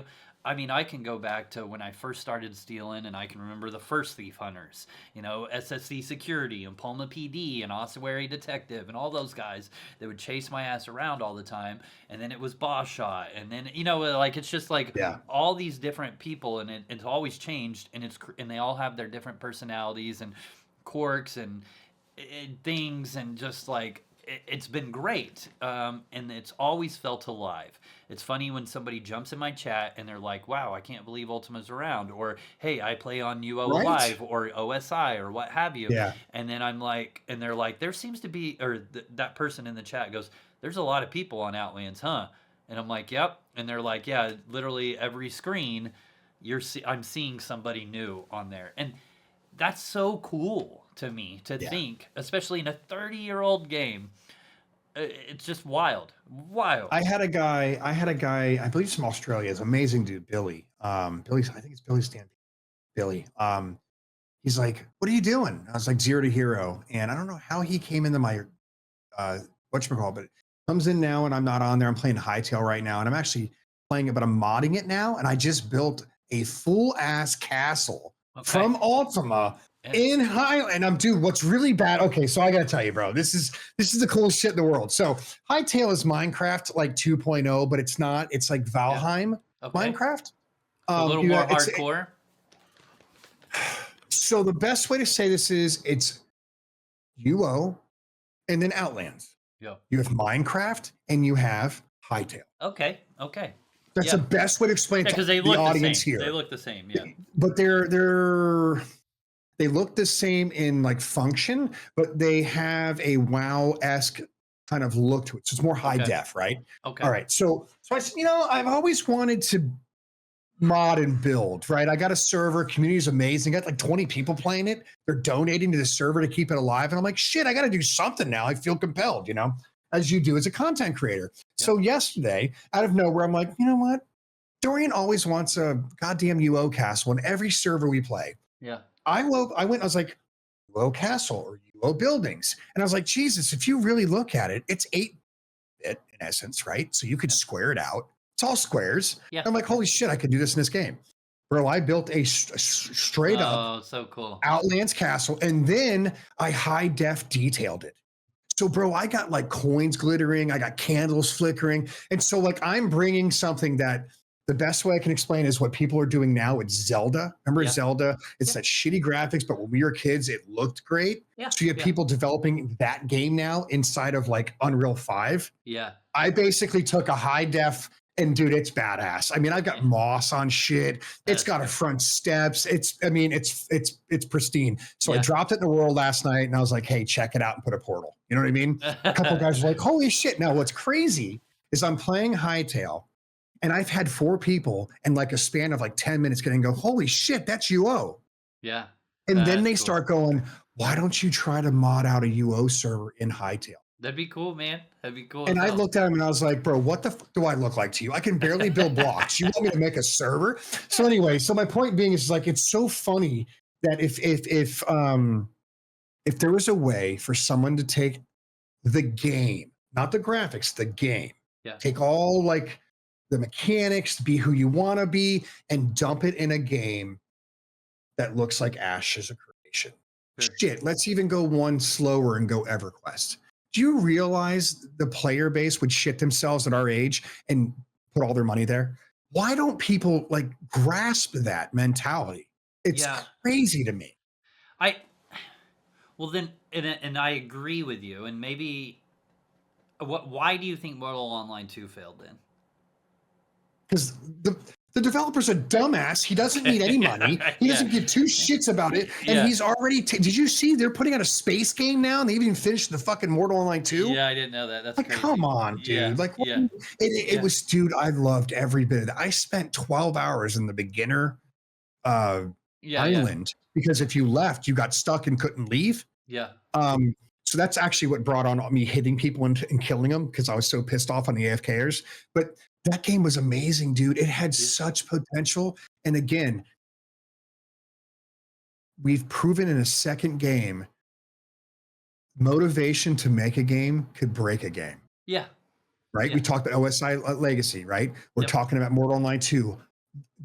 Everyone went there because they thought, holy shit, Ultima Online. That was my first thought. That was Dorian's thought, right? That's your thought. And then what they do, they scrapped it because just dumb. The guy wanted to be a Twitch streamer. When you have your developers becoming Twitch streamers, there's a problem. There's a big problem. Yeah, I didn't know that. And I think he just cared about the fame, right? Like he'd get on there, there'd be thousands of people watching. They were subbing to him as like a supplemental income. I'm going to myself, are you here for this, or are you really making a game that could be like epic? Sure. And maybe we are truly, in essence, not drugged, but crackheads. I think the fix. Yeah, yes and no. I mean, of course we are. Everybody is. But, everybody is. Everybody wants to relive their childhood, right? I mean, players that were like killers in football, and that was like their whole life. Like they always could have went pro and throw a pigskin over that mountain. You know what I mean? Like that's it, 100%. But to the same speed, I also. We play a really niche type game, man. Really niche as far as like, the whole risk versus reward thing. I hate to say it, man, but I know, and you're seeing it on Outlands. It's starting to become a thing, But like, people want to AFK and kill dragons, dude. And it's funny when I started PKing instead of just stealing. I'm back to just stealing because factions is like damn near impossible to do red, so I only play one character, so I can't really PK much or go red. But anyways, it's like there was so many people that I'd go up to and I'd do my full magic arrow, telekinesis, explosion, e-bolt, lightning, whatever, and that's like 8 seconds worth of casting. And they just stood there while they're bashing away at the fucking dragon in front of them. And they don't move and they die. And then they come into my chat and they get mad and they say mages are overpowered. And it's like, dude, you literally stood there. What are you doing? And most of them, honestly, and I get it, are watching Netflix on the other screen while they let Jace Owens take the will, and they're just AFK doing I nothing. love you, Jace, but Yeah, you're I do breaking the too. game. You're No, breaking the but game, dude. it's not even just him. I mean, it's just No, it's like everyone people in buying the general. product. I Right. get it. Yeah, Yeah. yeah, I yeah. mean, it's just Dorian. it's just how it is, man. Like Yeah, it's yeah. and it blows my mind. And then they go into the Outlands PvP, Outlands General, and they start bitching. And I'm just so thankful because I have a screenshot of it because I hold it near and dear to me. Is that Owen said, "I am not helping blues that won't help themselves anymore. That Reds have enough penalties." And I was very glad to hear that, dude. I was very glad. And you know what was really funny too is, again, I would live stream my PKing, is that in dungeons, if somebody was paying attention and if they see you and they instantly leave, you can't kill them. If they just Right. instantly leave, or if they know how to off screen. I mean, I'm not going to get into that, but I will tell you that a PvPer knows that a Dexer can beat a mage. It's Oh, not. 100%. It's just that, like, a PVMer who's watching Netflix and is AFK, whether they're letting Jace take the wheel or they're just halfway AFK, and you know what I mean? Like, Yeah. pay attention, dude. I don't know. Look, at the end of the day, I think all parties have a valid reason. I think no one overweighs the other. I just think it's a gameplay style. Look, PVMers, I'm one of them. I'll be honest. I haven't PvP'd in years. I probably will not get into I've goofed around with the real boo whip on like a sword poisoner, hider, backstabber thingy. It was a successful. No, but it was fun as shit to lose money. People Sure. watched. Yeah. At the end of the day, the truth be told is there's enough mechanics in game that you can get away. Yeah. But here's the bigger part. Why? You lose 30 minutes. You lose a set of exceptional. No one gives a shit about that. I think if you had a higher risk versus reward, aside from losing time, people would be more inclined to not do the Netflix and chill, right? Yeah. But But look, even I then, mean, man, some of those people that were watching it were like full Valorant, Averite, Oils, oh, true. all that, and then they're like upset about it, and they're like, "Well, PK doesn't have anything to lose, and I'm in this," and it's like, "Well, then pay attention to your screen, dude." Like, But they that's do. I 100% hear it. the more counts they have, the more money they can actually lose out of their bank. Is that true? Yeah. Yeah. So I mean, I it's mean, but it's just I don't know. To me, it's a very odd thing, and this is coming from somebody who's played right. and Both sides. plays both sides. I play this game like a PvP game because it is a PvP game. 100%. I understand that if I go into a dungeon on a Dexer, then it's like in a group setting, I'm going to get my ass kicked. 1v1, I can probably fight back and I can Very line of sight rarely and will all you this see a stuff, 1v1 these days, though. It's That's always true. Yep. pussified 3-on-1s or. Yeah. But what's funny is you go. And that's why the good second I example. see reds, if I see Dip. 1, 2, if I see 2 or 3, I'm leaving. If I'm at a Yeah. Dexer, I'm leaving. And you know what? Yeah. Like I don't. I'm not. I pay attention though. I play the game. I don't know. Well, so it's funny as hell. This last go around, dude, I pay more attention to chat than I do the game. I will give you that. Yes, 100%. I play at 50% capacity when I'm streaming, Yep. and I pay way more attention to chat than the game. And that's why I'm here, though. Correct. But I had to relearn that. So what got me in streaming, dude, believe it or not, was LOA. Do you remember that? Legends of Aria. Yes, they have a Shards of Britannia channel or game. They do. I think that's probably what you were about to say. Yeah. No, but that's where I started streaming. What got me excited about the Britannia one was I was their spokesperson for like a year. They would put me in all their content. I have tons of clips of it. They would share everything new with me. It was so badass, bro. It was like I would get their information out. I would get to see something new, right? Like kind of what I do with UO Shards now. Yeah. But what I did back in the day is, bro, I would talk for 13, 14 hours straight. And what I started to do was I got tired. Like I got tired of doing that. I started just focusing and saying, oh, fuck it. People are just going to watch me play. And I lost viewership, right?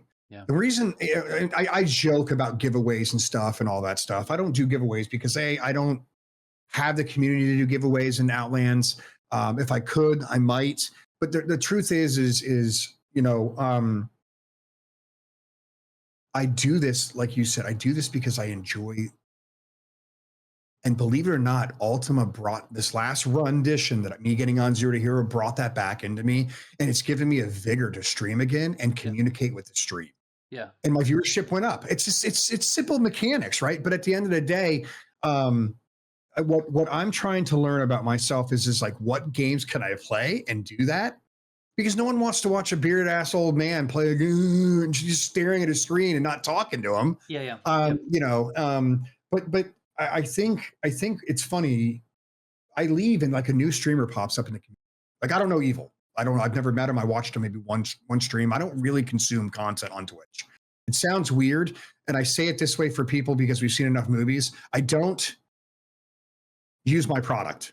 Yeah, most streamers don't. I mean, correct. Yeah, most streamers don't. I'd say it's pretty rare. And I mean, even me, I jump in 5-10 minutes. I say hello. I have a conversation, and then it's like I'm doing. Gotta go. Else. I'm bored. Yeah. I do this shit all day long. During the day, like with work, if I'm not on the phone or in meetings, I'll have a couple people up on like. It's funny because I work right here, and then I work right here. Like that's my. I hate and I love this room. That's why I. God bless my girlfriend, because she was like, "You want to paint your room black? We're painting it black." And she was the one in here up on the ladder painting with me and like all that stuff. That's awesome. Like, yeah, like she's done phenomenal and helping me. Oh, so that's how you get the glow effect? I've always wondered how you did it. There's sound panels. It's all black. It literally is black paint. Yeah, I painted my room no black. Shit. Because I got the shit room and I was like, I love the alleyway. I like the brick, look. dude. The brick's great. Dude, I fucking love it. I got that made. That's an art piece from a local artist here where I live. Yeah, it's like cool. Right about behind me. It actually tells the voltage for my lamp. It's really cool. It's an art piece. Right. Anyways, I wanted to do the walls, and I was like, I love how you got the purple glow. Purple and pink and hot blue are my favorite colors. Sure. Yeah. So it's like I'm like, how did he do it, man? Like, how did you? And I'm like, I own my house. But to your point, I used to stream in one room back in the day, right? Probably 3 years ago. And I have a work office and I have the man cave. And I joke, and it's not because I'm rich. Fuck, I'm so poor. But I saved up a shit ton of money, and my parents passed, and they gave my wife and I some money. So that's the only reason I have the house I have. And I joke because my wife's disabled, so she really can't come in and out of the rooms and stuff. So she stays in the West Wing. We joke like I'm rich, and I'm in the East Wing. That sounds rich, bro. The West Wing sounds rich. Hey, I could be in a double wide. No one really knows, right? But I make it sound really cool. But respectfully, man, she's got her thing. And one of the cool things about being like having kids and then having the kids go away and then now having a dog that's our kid, which is really to say that. Your daughter streamed for a while. Keep going. Sorry. She did. She did. Yeah. She got into it. Believe it or not, she has high anxiety, which I couldn't figure out how the hell she was doing it. And she ended up giving up on it. But, my son wants to get into streaming just because they see dad. It's so funny. I bet you have this happen. I don't say we make it look easy, but we don't look like we're working hard, right? And I know what I go into. I've got a mixing board. I got 2 PCs. I got lights. I got shit back here. Yeah. I got a lot going on, right? And people come in and they're like, man, I want to get into it. And I'm like, absolutely, dude. Give it a shot. You know what I mean? And then like, well, what do you have? And I tell them how much my camera is. Because I have a Sony A7 camera with a special lens. But I bought it through donations like I've earned all this over 8-10 years, right? Yeah. And so it's not that I just go out and I wing money about. I put all my money away, $10 a stream or something if I make, and and come like, well, what are you using? And I was like, well, I have like 5 920s because I broke 4 of them, right? And I got, and I put them out my streamer cave in the garage when I do my garage streams and stuff. And like, well, what do you use? And I'm like, well, go look this up. And then immediately they start judging. And I'm like, well, hold on. Like I've been doing this for a long time, right? Like what kind of mic do you have? And I'm like, I have an SN7B something or other. I've had it since forever. Yeah. And I don't know about you, man, but like, I mean, people, because you make it look easy. And I mean, dude, I look up to you for some things like, holy fuck, you have your intros, your outros, like all that cool shit. I don't have that. I love that young lady who's like, okay, we're going to do marbles this time. Marbles. But you have somebody who you put production value into your stuff. I love it, right? Yeah. And it's funny, people don't realize even when you have a shitty day and it's your time to stream, people expect you there.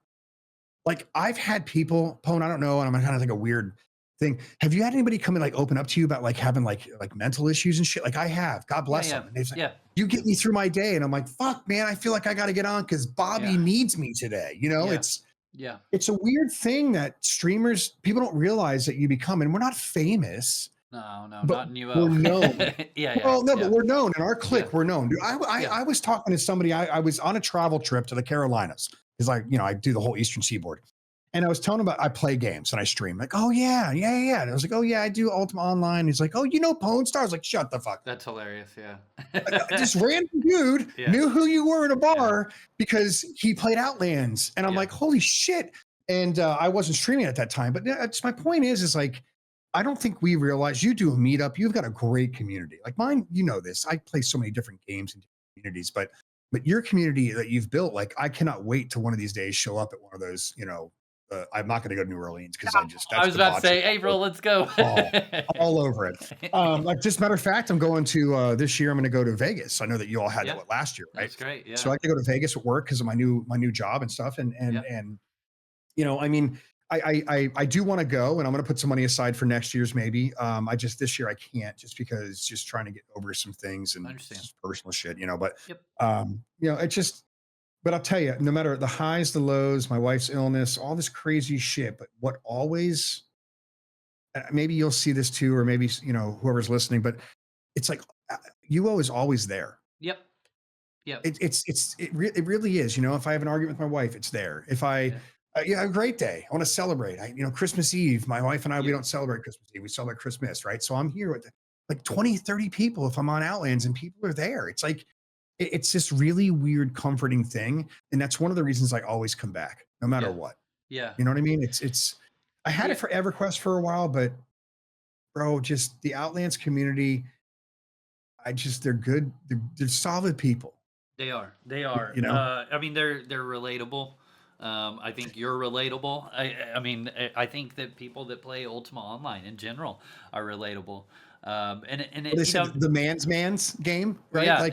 Pretty much. Yeah. I mean, and again, it's Outlands specifically, but I'll take it a step further and say that every UO server, and that's where I get into this whole, I know we talked a lot of shit on retail at the beginning, but at the same time, we also both said we love them and we want them to do good. And it comes from like, hey, here's a kick in the ass, get fucking good because you are good. You know what I mean? It comes out of a good place where we're not shitting on you because it's fun. We're shitting on you because like, damn it, man, I know you're better. It's like it's like keeping your kid honest and be like, I know you could try harder. And that's kind of, don't phone it in because you're just OSI. Well, and the thing that I'm getting at is that, used to I would get real leery because there was one time I raided a retail streamer.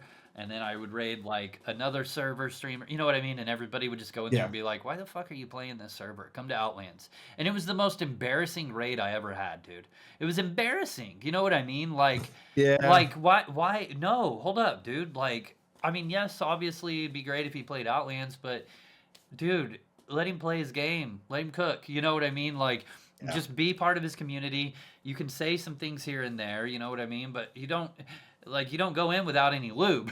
You know what I mean? Like you got to buy him dinner first, dude. Yeah, come on.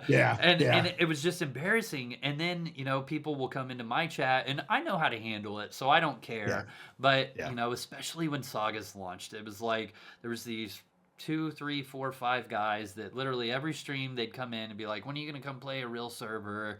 Why are you still over here? And it was just like, I'd have fun with them. You know what I mean? I'd just have fun. The launch was so bad, though. Yeah, but that's what I was thinking with Sagas. It was Sagas. But at the great thing, dudes, though. Sure, it's just that, like, at the end of the day, though, I want every server to do well. I want them to have a decent population. I want them to attract people to the Ultima Online title. I don't care if somebody sees my video and they're like, wow, that game looks cool, and they end up on retail, or they end up on Sagas, or they end up on Unchained, or Mortalis, or whatever. Like, I don't care. I just want people playing Ultima Online. I know what I like, but this whole tribalism thing is stupid. It's for the birds, and that is not what's going to help. In 25 years, I'm 40, so 25 years, I'll be 65, retirement age, right? That's not going to let me play this game when I retire. What's gonna let me play this game when I retire is everybody like working together. I mean, friendly competition is one thing, man, and competition between server owners, that is what it is. But like us as players, we need to just be happy that you're playing Ultima Online. Doesn't matter the server. I think it's tough. I think that's human behavior is what you're describing, right? Like, I mean, look, you see it in football. Hell, you see it in religion. At this point in day and age, if you're American, you see it in politics. Like, it's so it's not even, we don't even diversify anymore. We're so afraid. And people give me shit. Oh, look, Oxford's playing another server. Right. Jesus Christ. And I'm like, bro, but like, I'm getting that information out. So to your point, but differently, right? And I get on and I have fun because it's that shiny new thing, but I always end up backing out. Yeah, right? Like, you know what I'm saying? So, and so will Jace. Jace is playing Mortalis right now, and I've been watching the shit out of his streams, and I'm enjoying them. I know, just like every time, he's going to be back on Outlands. And you know what? If he never did come back on Outlands, I don't care. I just want him to have fun. It's okay, though, because but he's having fun. And here's the thing. So you're 100% right. And I think what people lose, and I think this is exactly what we're speaking about, is what Richard discussed. It's a shard. The gem of immortality, and it spread it off, and there's different things. It's a shard, and you should respectfully understand that shard comes back to one unity, and it's Ultima Online.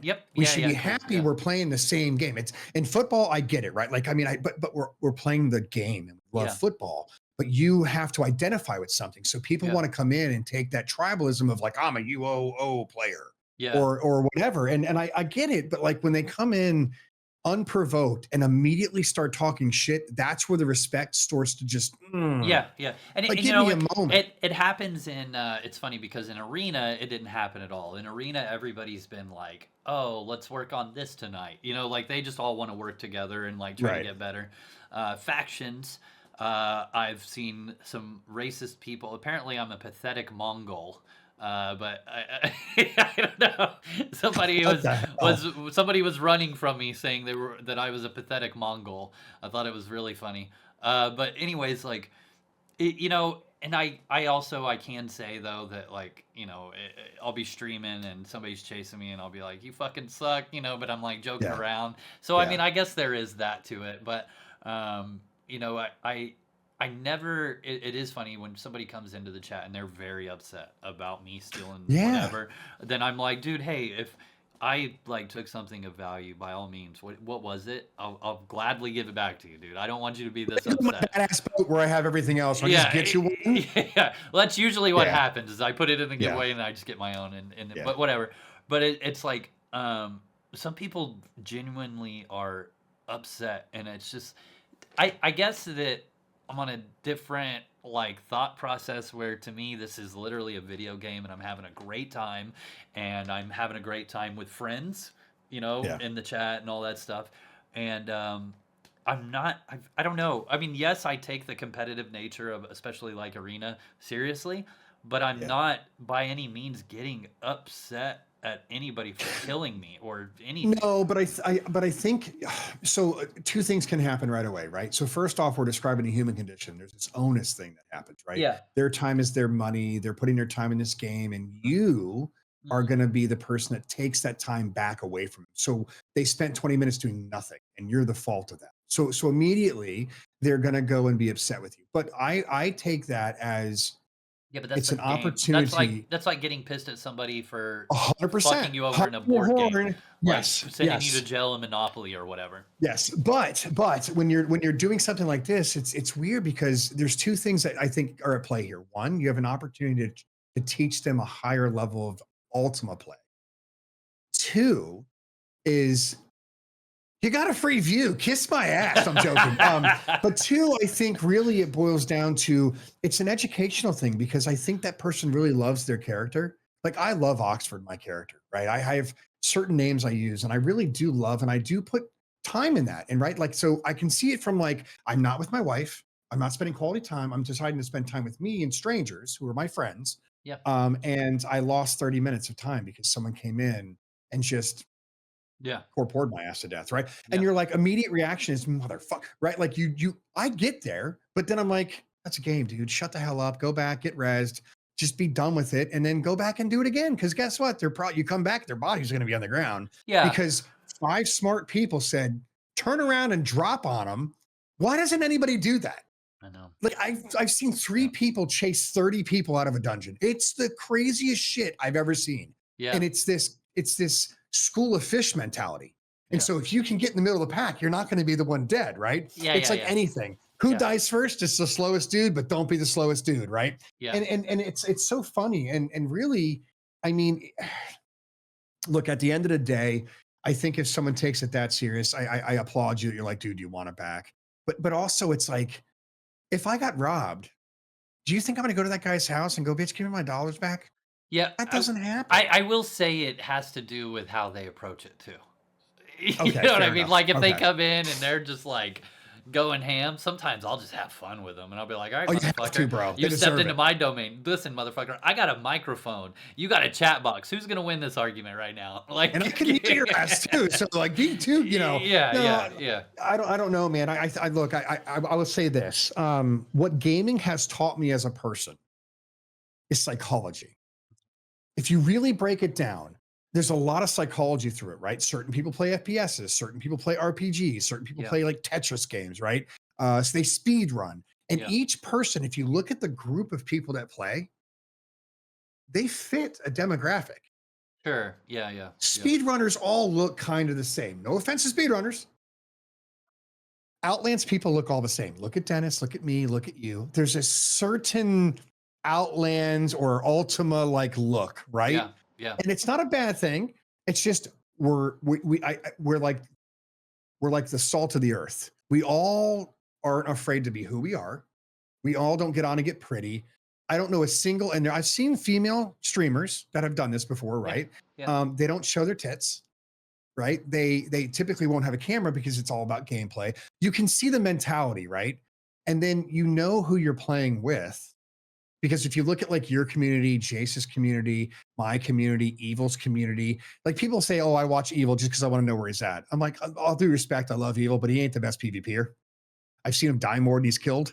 And so like, what are you watching him for? Let him pop out and surprise you. It's more fun, right? Like, and I love the guy. Don't get me wrong. He's a good dude. I have a lot of respect for what he does, but and how he plays and just who he is. I've seen a lot of his interactions with his kids. I think his wife and stuff in the background. He's just a good dude. He's a good dude. But I mean, look at like I just blacklisted. I mean, like, he looks like we'd hang out at the bar. Like he could be one of my friends. But then you go into like all these like first person shooters like Call of Duty and shit like that. And it's like, I couldn't hang out with these kids. They're not my people. I like the game. I'll play it a little bit, you know? And so by that, I have this weird, when I fuck with somebody in game or I'm goofing with somebody in game, it's really like a tit for tat brotherly love thing, right? It's never malicious. There's never a malicious tact to it. And I think most people that are PvPers aren't malicious either. It's just people don't like to be ganged up on. And there are some reaction. There are some, but yes, you're right. Yeah. Benefit of the doubt here, right? Because I don't know all the Reds, but you know, it's funny because I remember when Blacklisted and I and who else was on? What's the guy? I just saw him a little while ago. This bald guy from Canada. Solrix. Yes, I don't know Solrix. if he's from Canada. Is he? Okay. He's from Canada. Oh yeah, he's from Canada. Yeah. And I just saw him. He just started streaming again. He was like doing fucking Fortnite or something. But he does a lot of Fortnite, Dota. It was Dota. Forgive me. It was Dota. Yeah, he's good people. Yeah. Great people, right? But like when they would PvP and shit, they would see me and they would just like, hey, and then run by me and kill like 3 people. Yeah. And it's just that era of Outlands is honestly my favorite era of streamers at the time. And I've talked about that. Listen, I love all the streamers we have right now, but I do miss when I had first started and Solrix was going, Blacklisted, Trammy Surprise, Amish was just getting started, Sweetman was getting started, Ganthrone had just started on the server and then he started streaming shortly after that. Bobby. Oh my God, Bobby, dude. But Bobby, I think still playing Immortal Online too. Him and Vanilla Gorilla. He still streams it too. Yeah. I just talked to Vanilla like a week ago, and I was like, "What are you playing these days?" Like, just way too much Mortal Online too. And I'm like, "Damn."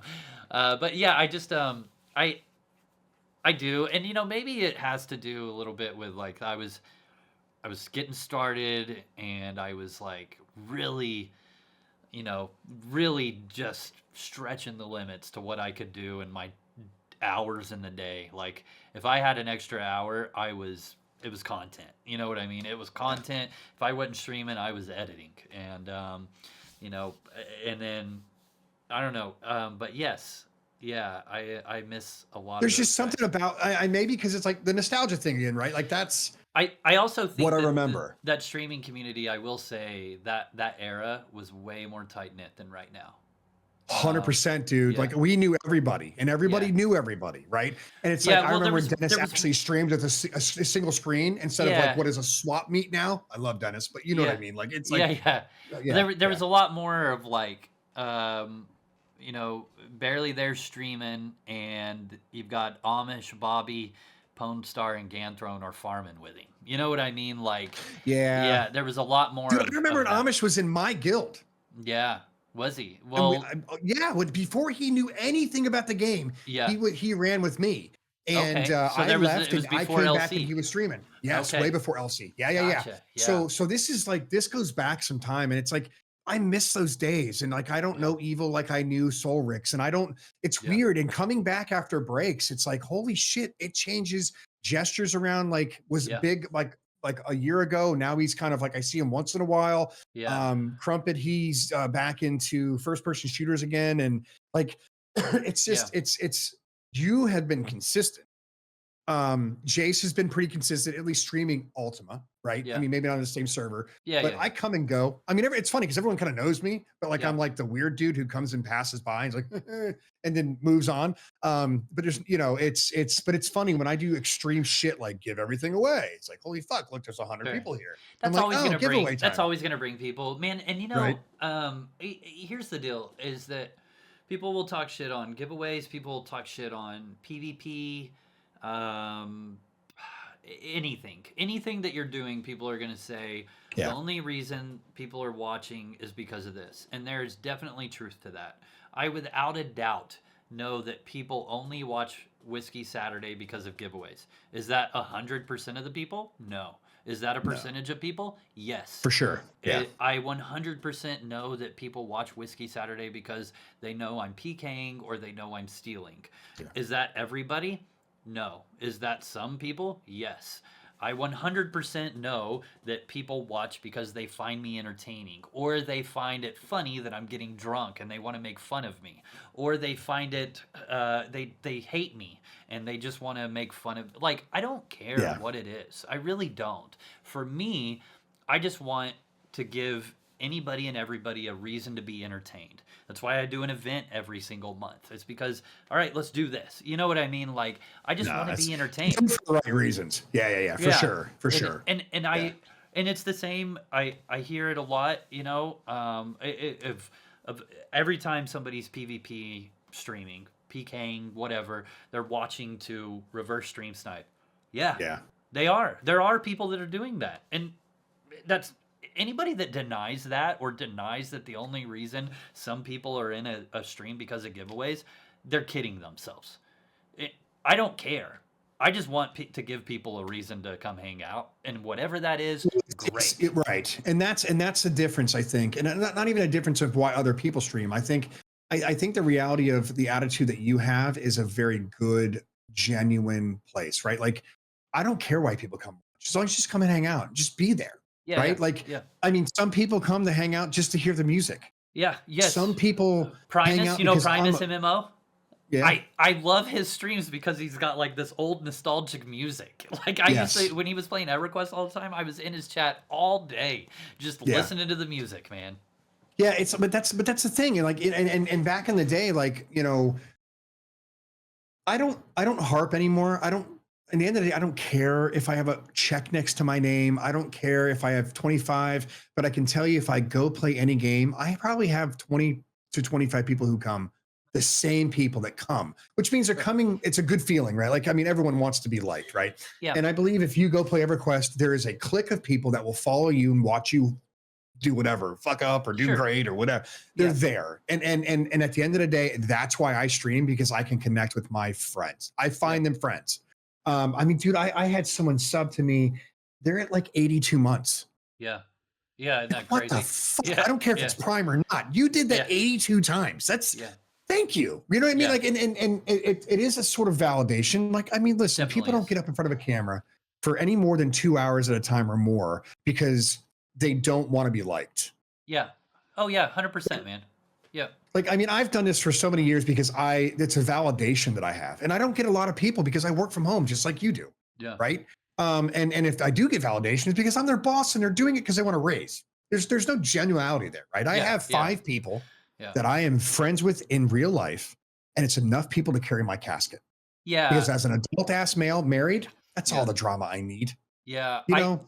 I think there's such this like huge freedom, validation, might be getting a little deep, but whatever. But this huge freedom and validation when you can just like accept things the way they are and you Yeah. don't have to come up with an excuse or say that somebody's wrong when it's the reality. And it goes back to what I was saying about reasons people watch streams. There's tons of them. There's so many of reasons somebody watches a stream, and I don't. And yes, for me, I definitely want people to like me, but I also understand that not everybody likes me, and some people are watching me and literally just making fun of me the entire time.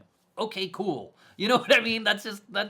I bought the ticket, dude. Now I have to sit in the plane and But what ride. they don't get, dude, is at the end of the day, when I go Windows, shut down, all that shit stays on the internet. Yeah, yeah, yeah, That's yeah, something I had to learn as a content creator, like year 2, because I get off pissed. My wife's like, "Why do you do this?" I'm like, "Because one fucker out of a 6-hour stream pissed me off," and I'm like, "Why am I carrying that?" Right? Like it's yeah, the internet.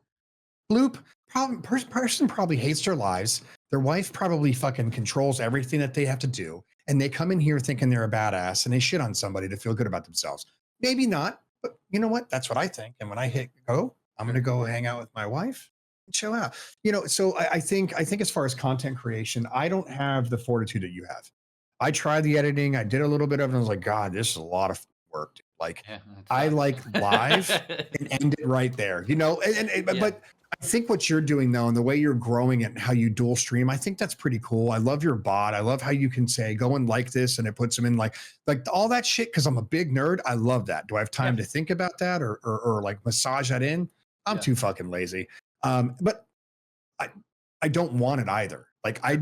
I know what I do by hitting 2 computers to go on is a Yeah. lot of work. I can only imagine you getting the bot up and oh, fuck that, dude. Yeah, I got I don't know, man. I just for so long you've done it, so it's normal. well, yes. I mean, setting the Yeah. stream is fine, but it's more of like I'm always trying to think like, okay, what can I do different?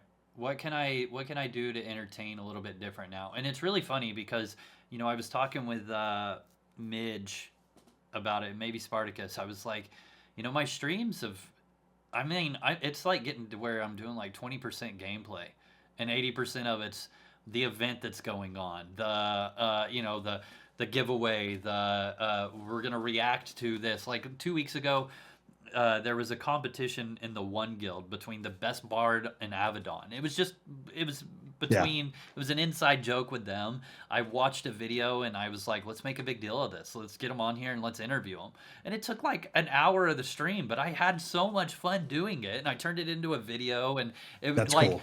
to me, like that is the most genuine fun content you can have outside of, all right, I'm gonna go and steal this guy's rope and get him to chase. I need to do that because I get clips from that. You know what I mean? Yeah, of course. And Yeah. that's the game. And I will never get away from doing that. But I definitely look for those little moments like that I can turn into something different. You know what I mean? Or the But I music think that's intros. important though.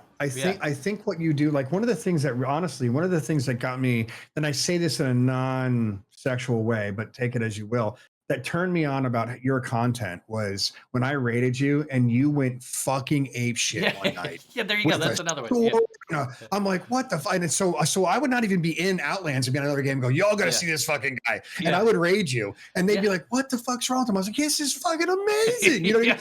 Yeah, And it's like, that to me is like that. It's such a interlude to like what you are and that showmanship. Me, I'm just Yeah. like, yo, I was a stream. Sure. Hey Raiders, Sure. get shit on, welcome. You know, Yeah. but I think there's a certain point that I mean, people don't also realize, and I don't know about you, man, but even when I do like a 12-hour, I did a 12-hour stream yesterday, like literally. And I talked the whole time, coughing through it and shit. Yeah, You yeah. know, Thanks for I being here. logged off. Yeah, right. Yeah, Gotta go. yeah, But you know, yeah, I logged off and was like, hey guys, see you tomorrow, maybe. I don't know. I mean, that's not my normal stream day. yeah, And then you popped on today, which was badass. But normally my wife and I watch Landman or whatever, you know, because it's yeah, our time. yeah. And I logged out and I was like, hit the button. I was like, man, what the hell is my problem? Like, why was I on this fucking thing for 12 hours? But then I realized, dude, I had so much fun. It didn't feel like 12 hours. Yeah. And it's like, there are days though where I do get off, and I don't know about you, but it's like, holy shit, I had to get through that. Like, oh my God. Oh yeah. Oh yeah.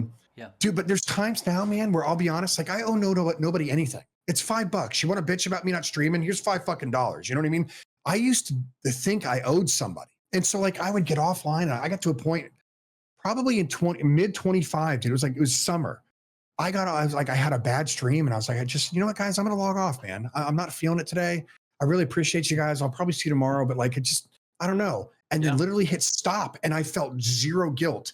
And I think that's the first time that I said, holy shit, I don't feel bad about that. Like, I don't owe anybody anything. I will tell you, and it's done a lot better. It's done good for me. Is that, you know, when I first started, and I think this is important. I definitely think you should have a schedule when you're starting out, right? Yes. And I had one. You know, it was I would stream these certain days at this particular time from time A to B, right? And I would make sure every single weekend I posted a long form video, and there was nothing going to keep me from doing that. I would think about the topic all week, and I'd start editing it. And you know what I mean? Like, there was nothing going to keep me from getting that video out. And I got kind of burned out, and the quality of my videos started going down. Like, I was still making them, but it was just like there was errors in there, not in like the information, but more so like I would see the editing error. No one else saw it. I know, you know, and if they did, they did. But there was just like, and like when I was doing it, it was more of like, okay, let's see how let's just get this done. You know what I mean? It wasn't. There wasn't as much fun in it, and it was 2024. It's weird in January because you got to like really do math. Maybe 2023. I don't know. But anyways, I stopped doing a weekly video, and I started just saying I try my best to do a weekly video, and I do short form content every day. Short form stuff's easy. But anyways, like. I was like, I try my best to, and sometimes it was once a month, sometimes it was 4 times a month, it was every weekend, and you know, that's how it is now. I just make videos when I feel inspired to do so, and it's been really good because I can hear the sincerity in my voice when I'm talking. And it's more, I'm still doing template videos, but they're not like the basis of the channel anymore, and a lot of that's also because I haven't really been PVMing on Outlands as much these days. But it's felt a lot more rewarding that now that I'm just kind of doing it when I feel like it. Now, I will say this. You can't do that if you don't have an established, like, you know what I mean? Like, nobody's going to start out. Important. Yeah, nobody's going to start out and like, all right, well, I'm going to make a video every 2 months.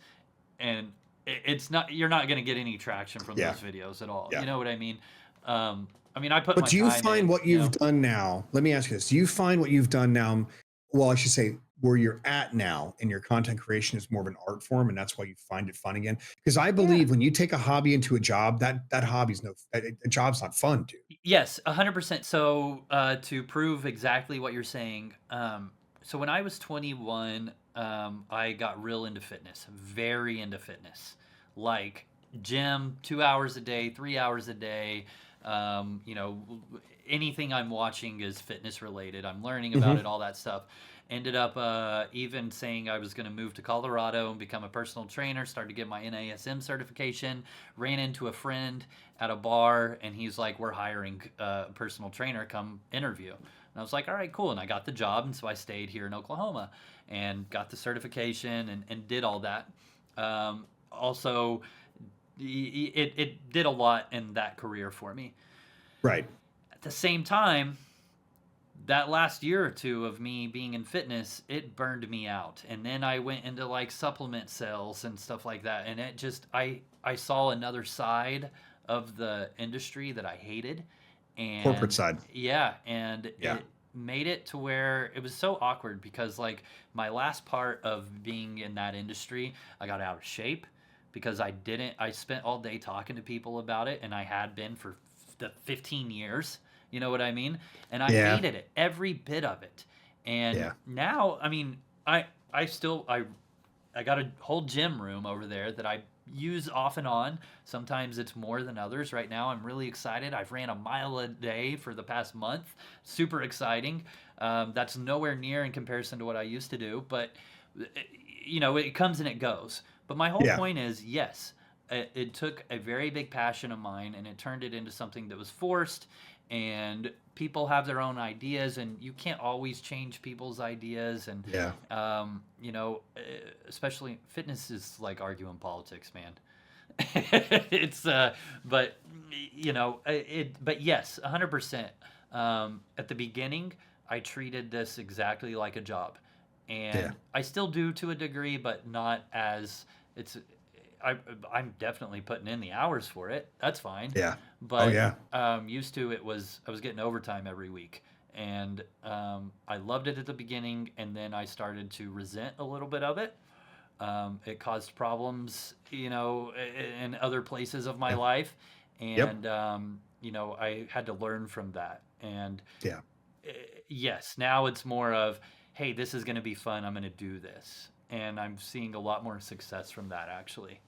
Yeah, your So videos have changed too, because I watch the videos too, you know, and it's much appreciated. One of the reasons I come back is because actually one of the reasons I fucked up so many times in Outlands, because you're like, hey, got a great fucking build for you. Why don't you go ahead and get tailoring and pick up fucking fist fighting, and then you're gonna kick ass. P.S. You got to have 40 links, and I got 2. I'm like, this fucking sucks. You know, but it's so funny because like I don't need to be sold hard on Ultima stuff.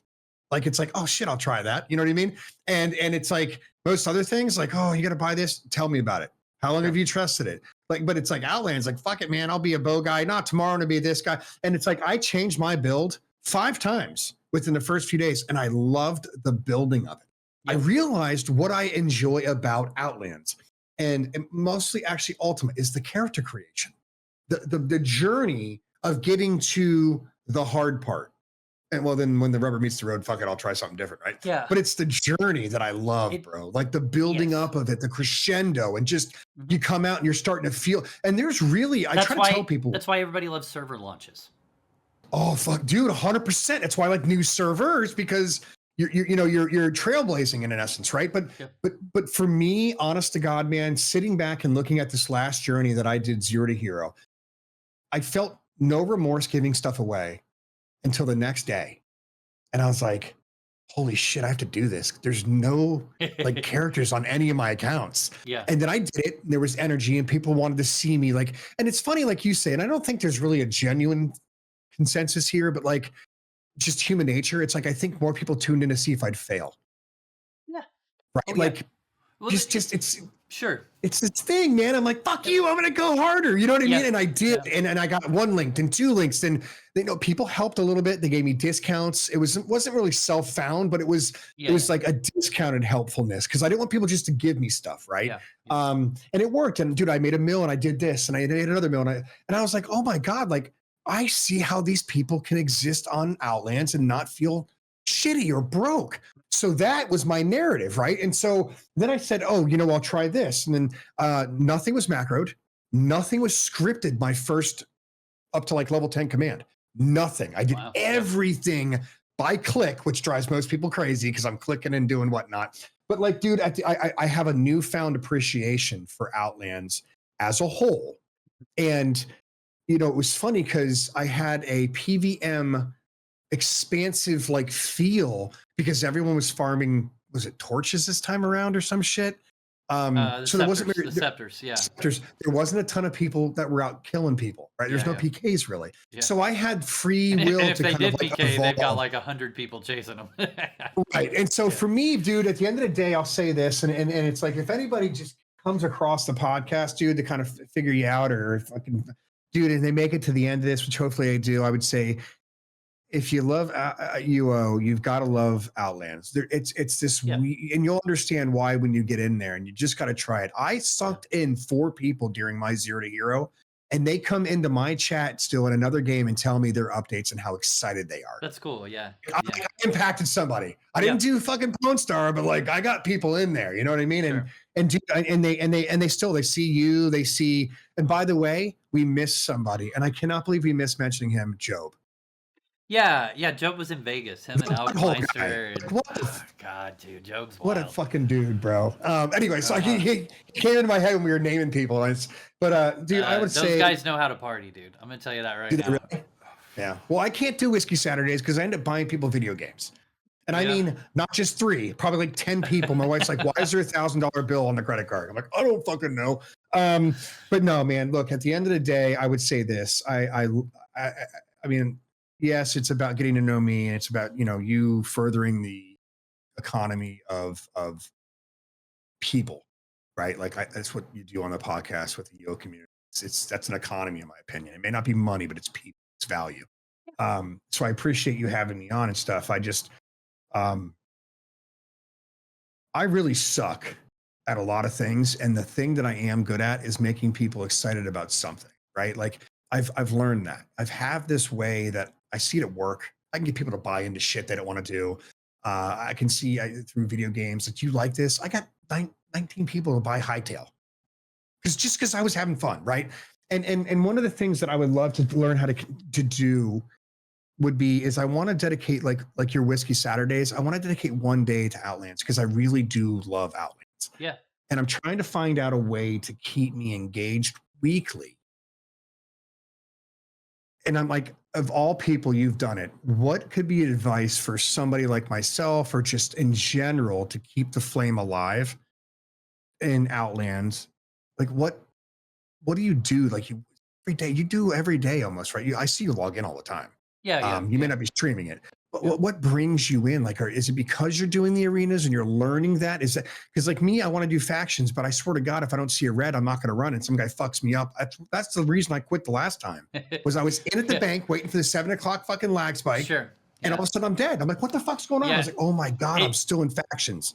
It's definitely not arenas that keeps me doing Whiskey Saturday, because to be honest with you, it's funny because that is the most, now I enjoy it, but it's the most embarrassing. And also, like, at the beginning of the podcast, I said that when I'm streaming, it's all about the chat and it's not about me and my progression.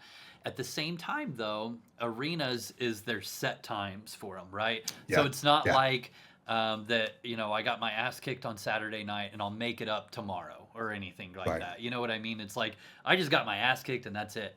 And we also said on the just a little bit ago that I'm playing at 50% capacity when I'm streaming, and you agreed with that. Like, because my attention is on chat, and I do my best to like focus up, and like you'll see me, and I'm just like I'm ready and I'm zoned in. But I also have Star Wars music going, and I'm drunk. You know what I mean? Like, like if I make it past the first round, it's a miracle, But then on Tuesdays and Thursdays and Sundays and and Fridays, like, my goal is third round at this point. And so it's not that. No, it's a little bit ago I talked about how I try to like fine tune. Like, it's the event is Whiskey Saturday, right? But I try to fine tune. Recently, probably 3-4 months ago, I made a song of. I've been watching a crap ton of Kill Tony. Kill Tony. Tony Hinchcliffe, and he's if anybody doesn't know, it's the best thing ever. It's in Austin, Texas, but it's at this bar or a comedy club called the Mothership that's owned by Joe Rogan. And basically people put their name in a bucket and he draws them out and they get a minute on stage to do a comedy act, and then he interviews them. Now, it might be their very first time on stage. They might have been doing comedy for 30 years. You never know, because it's just pulling out of the bucket. If the thing is if you suck, he's going to make fun of you. If you're good, he's going to make fun of you. Hopefully you interview good and this and that. But like, it's just hilarious. And so anyways, I loved their intro.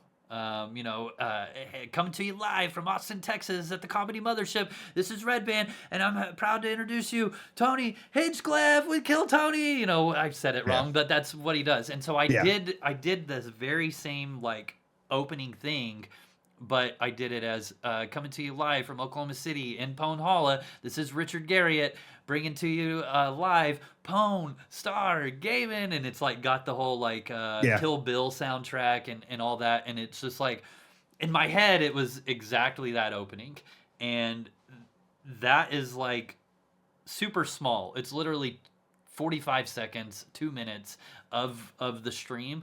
But to me, I spent a long time coming up with that, recording it, making Yeah. the music, Yeah. and it's a huge deal to me.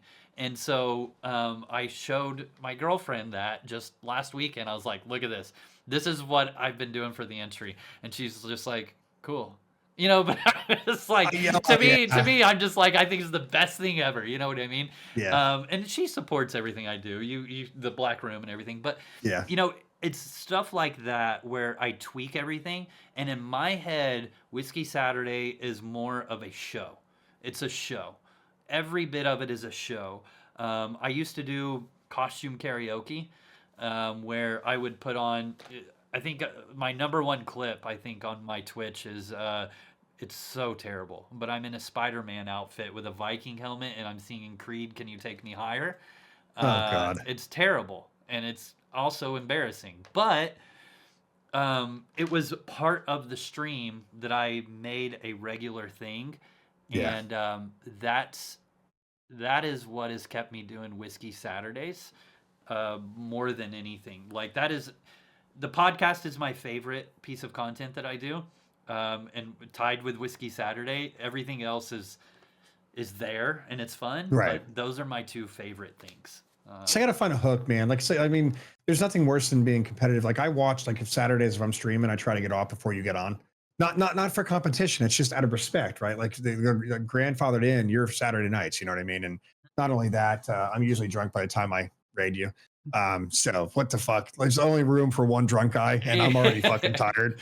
But to that point, dude, I gotta find something that will bring me here one day a week minimally, so I'm always at least a foot in. You know what I mean? So when I do come back for a stand, it's not like, what the fuck is this guy doing? It's weird, dude, because you come in and like, who are all these new people? Sure. Like, this is my stomping. Like, what do you? It's so weird. And I don't just like test the waters for a week and see who's streaming. I just fucking come in like I own the place, you know? Yeah. It's not disrespect, but just I've been here. I've done this circuit. You know what I mean? And it's like, you know, you got Frown Bear, you know, you've probably seen her in your chat. I don't know what she's called now, but I've always known her as Frowny. And it's like, you know, it's funny because like you have like 10 people who give shit, like just will give you shit no matter what, because that's what they do. And if they didn't, you'd feel weird about it. Then you have like, you know, a couple people that are always like, hey, welcome back. How you doing? You know? And then you have like the two people like, why the fuck are you? You're only gonna be here for a week. And I'm like, fuck you. I'll prove you wrong. I did a week and a half. You know what I mean? Like, it's like, yeah. But like, it's, I mean, honestly, man, it's sort of a reinventation too. You know, you asked in the very beginning, like, who are you? Like, there's a certain point where you get lost and you go, I don't know, man. I play so many games and stream so many games, and I'm known as a variety streamer, but like that's kind of not cool. Yes and no, man. I think it's healthy. You know, one thing that's kept me from not burning out of Outlands. I mean, I'm 30 links. I don't have a lot. I have like 2 or 3 red line, so I'm not like I got most of those. I got most of those links from doing time with Path Guild and some other guys. But anyways, one of the big things that's kept me from burning out is honestly playing other games. Like I'm so thankful that I don't get FOMO over gaining experience in this game at all. At all. Right. I'm looking forward to tomorrow. The pre-patch comes out for Midnight World of Warcraft. I've got a group of 10 people or so that we're going to be playing Warcraft together. We're going to do Mythic Pluses. The pre-patch is tomorrow. The game doesn't come out until March, right? The expansion that we're going to play. But I'm excited. I'm going to play a little bit of the pre-patch, and that's okay. I play like 2 or 3 games of StarCraft every single night. I don't know how, but last season I ranked top 8 in the Masters League. I'm very proud of that achievement. Very proud of that achievement. Yeah, so I'm good at StarCraft, dude. Very good. But I play Overwatch 1 or 2 games a night. You know what I mean? Like I I fucking love Overwatch. I'm a Reinhardt main, by the way. yeah, Aggressive. Reinhardt's great. Yes, yes. I like yeah, I love Reinhardt. But the thing is that I think playing other games is very healthy. Um, Nothing wrong with it. Nothing wrong with it. I don't stream other games. I used to, but I just, for me personally, I like to make. If I'm gonna play a game on stream, I want to be able to make videos over it. And Right. what I find is that I go and I play a game, I make 1 or 2 videos on it, and then I start feeling like I'm forcing myself to make the third video or the fourth video. And so, like as of I don't know, last year, I was just like, I'm done playing other games on stream. I'm only playing Outlands now. Like the only reason I was playing other games on stream was not because I enjoyed it, was because I was just trying to grow my channel more. Right. And it wasn't Yeah. the same genuine reason that I hope it comes through that like everything I've said here tonight has been more just like I want to entertain. Like that's Yeah. really it. 100%. And Yeah. then when Yeah. I play other games, it takes away from that entertainment value and it's more like, well, I'm over here because I'm trying to dump into this algorithm. I'm trying to gain viewers from this game. So True. that's No, that's a fair way of looking at it. I did the same thing, man. I'll stream 2 games. That's it. yeah. Like at a time. So if I say move into another game, I won't stream another game. Like it's all going to be 2. I won't stream, like a variety's fine, but I won't do something different every single night because that's what I was doing. And what ended up happening was I was losing. I say this like respectfully, I was losing viewers or I was losing the attention of my friends. And I want to stream with friends. So I now can't play a game. Well, I'm better now, but I was at a point where I couldn't play a game without streaming. To me, that was like synonymous. It was the same thing. If I streamed, I gamed, and I was on Discord. Yeah. And now I feel there's this freedom where if I'm not having my stream PC on, I don't feel like I'm doing something injustice or I'm doing something dirty, right? Like, I'm enjoying a game. And if I really love the game, like you said, I'm like, oh shit, I want to stream this because this is kind of cool. Yeah. That's what Hightail turned into. And then now I pay $50 a month to go get a fucking server. But I have the community buying into that and they're helping me play that. Anyway, so the point that I'm getting at though is I think where you're at, where your concern is can you create content from it? Mine is can I make the content fun? Yeah. Sort of similar, right? There's a parallel there. Yeah. But in the end of the day, man, I'll tell you this. I gotta remember why I loved gaming. And taking that break for what was almost a month reminded me why I love gaming. Yeah. Like I want to get on and game again. I don't want to get on and go on like I'm like I just want to be on now. And I found, guess what? My friends come around on Discord when I'm not streaming with an open mic. It's kind of cool. Yeah. So yeah, man, I look, at the end of the day, gaming is I would say a very unhealthy part of me. And we always want to say, well, I could be at the bar fucking getting drunk, but I'm here playing games, babe. Sure. I think we've all said that. But instead I'm here getting drunk and playing games. So it's kind of still the same expense. But yeah. It's literally called Whiskey Saturday. So, I really think there's a few things in life that I won't regret. And that's A, making friends, B, playing video games, and C, being very lucky to have a wife that will put up with my bullshit. Sure. Right. And I think that's the core fundamentals. And there's times where I'll push the envelope on all 3 of those at once or, only 2 over here. But man, at the end, I will always go out thinking I did my best, right? Number 1, I tried. And did I at least make one person smile? And that's if I can go and have a stream of 3, I mean, dude, the most I've ever streamed to was 900 people. Yeah. In my heyday. That was me. right. Like, holy shit. Like it happened one day and I was like, what the fuck? And I didn't like it. I actually didn't like it because I couldn't communicate with my chat. It was just a fucking wall of text. Mm-hmm. So then you have an old man like me looking at the screen going, fuck, slow down. You know what I mean? It's like, so for me, I'll tell you this. One thing that I would love to do in the next year is really like, and this sounds really stupid, but in the reference of Ultima is max out 1 core, like command, expensive as it is, right? Like that's a goal. Like I want to max it out. I want to get 10 plus links. I got 4 now. and I want to own a nice house. You know, I'm barely renting, but I have like a small pocket because that's all you need. Yeah. You zone in, you hit the one script that I use for Jace, it puts everything away, Yeah. it restocks, and then I'm out again, right? Yeah. And I'm thinking to myself more and more every day, is like, why the fuck don't I just run a damn inn? Like I have like 8 crates. Like that's it. You know? But in the end of the day, I think, which I don't know how you do this, even if you take a break, what scares me is losing my house.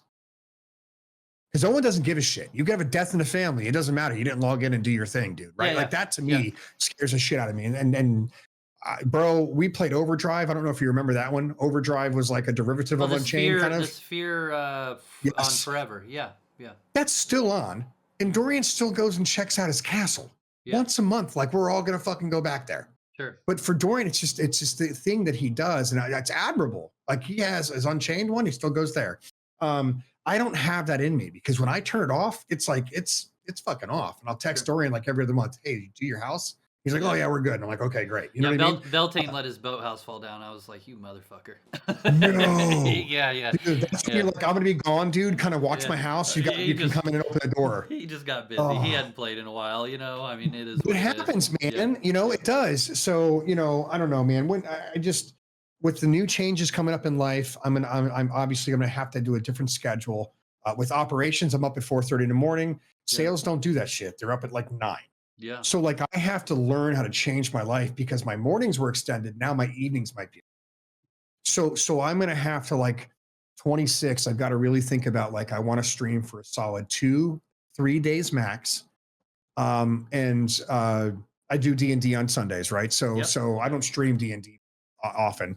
But I want to do that, and then I want to bring like the best energy, and I'm good, right? Like I'll play throughout the week when I can, like you. Hey, every night I do a couple games of this. Like I want to get back to that, and then eventually just bring better energy. Maybe not same content. It's Outlands, right? Or whatever. But my energy needs to change, and I felt that energy this weekend. Like right, like even COVID kind of like aftermath. Yeah. And I was like, I was like, holy shit, I'm actually having fun. And like, I had 20 people watch me learn how to mod. Yeah. What the fuck? And they were talking. They weren't just like listening to me mumble. Sure. And they were like, oh, do this. And I was like, yeah, wow, man. And then I sat back and I went back and I looked at a couple spots today. And I was like, why did people hang out? Like I looked at hour 2 and hour 4. And I was giving like, them value. I was doing something. And I was like, that's what I'm missing. Yeah. You know? I think that's a good point, man. Like if you can provide value on your stream, no matter what it is, you know, I think a lot of times people will get in this mode of, all right, I hit start stream, now I'm going to play the game. Yeah. Like, okay, I mean, there is that, but like, what are you doing that's different than the other guy? You know, than what they can already be doing. And it's, you don't always have to have that, you know, you won't always have that, but sometimes you just get on and you just play the game and that's it. But I don't know, that's for me, at least Whiskey Saturday. It's like, that's why I want to make it an event, you know? Dude, you have a fucking ton of energy on Saturdays. It's unbelievable. It's like 9 o'clock at night. My old ass is like, get the fuck, I'm going to bed. So and plus I'm half drunk. So I drink caffeine in the morning, like, throughout the week. Like and if I can get away with not doing it, great.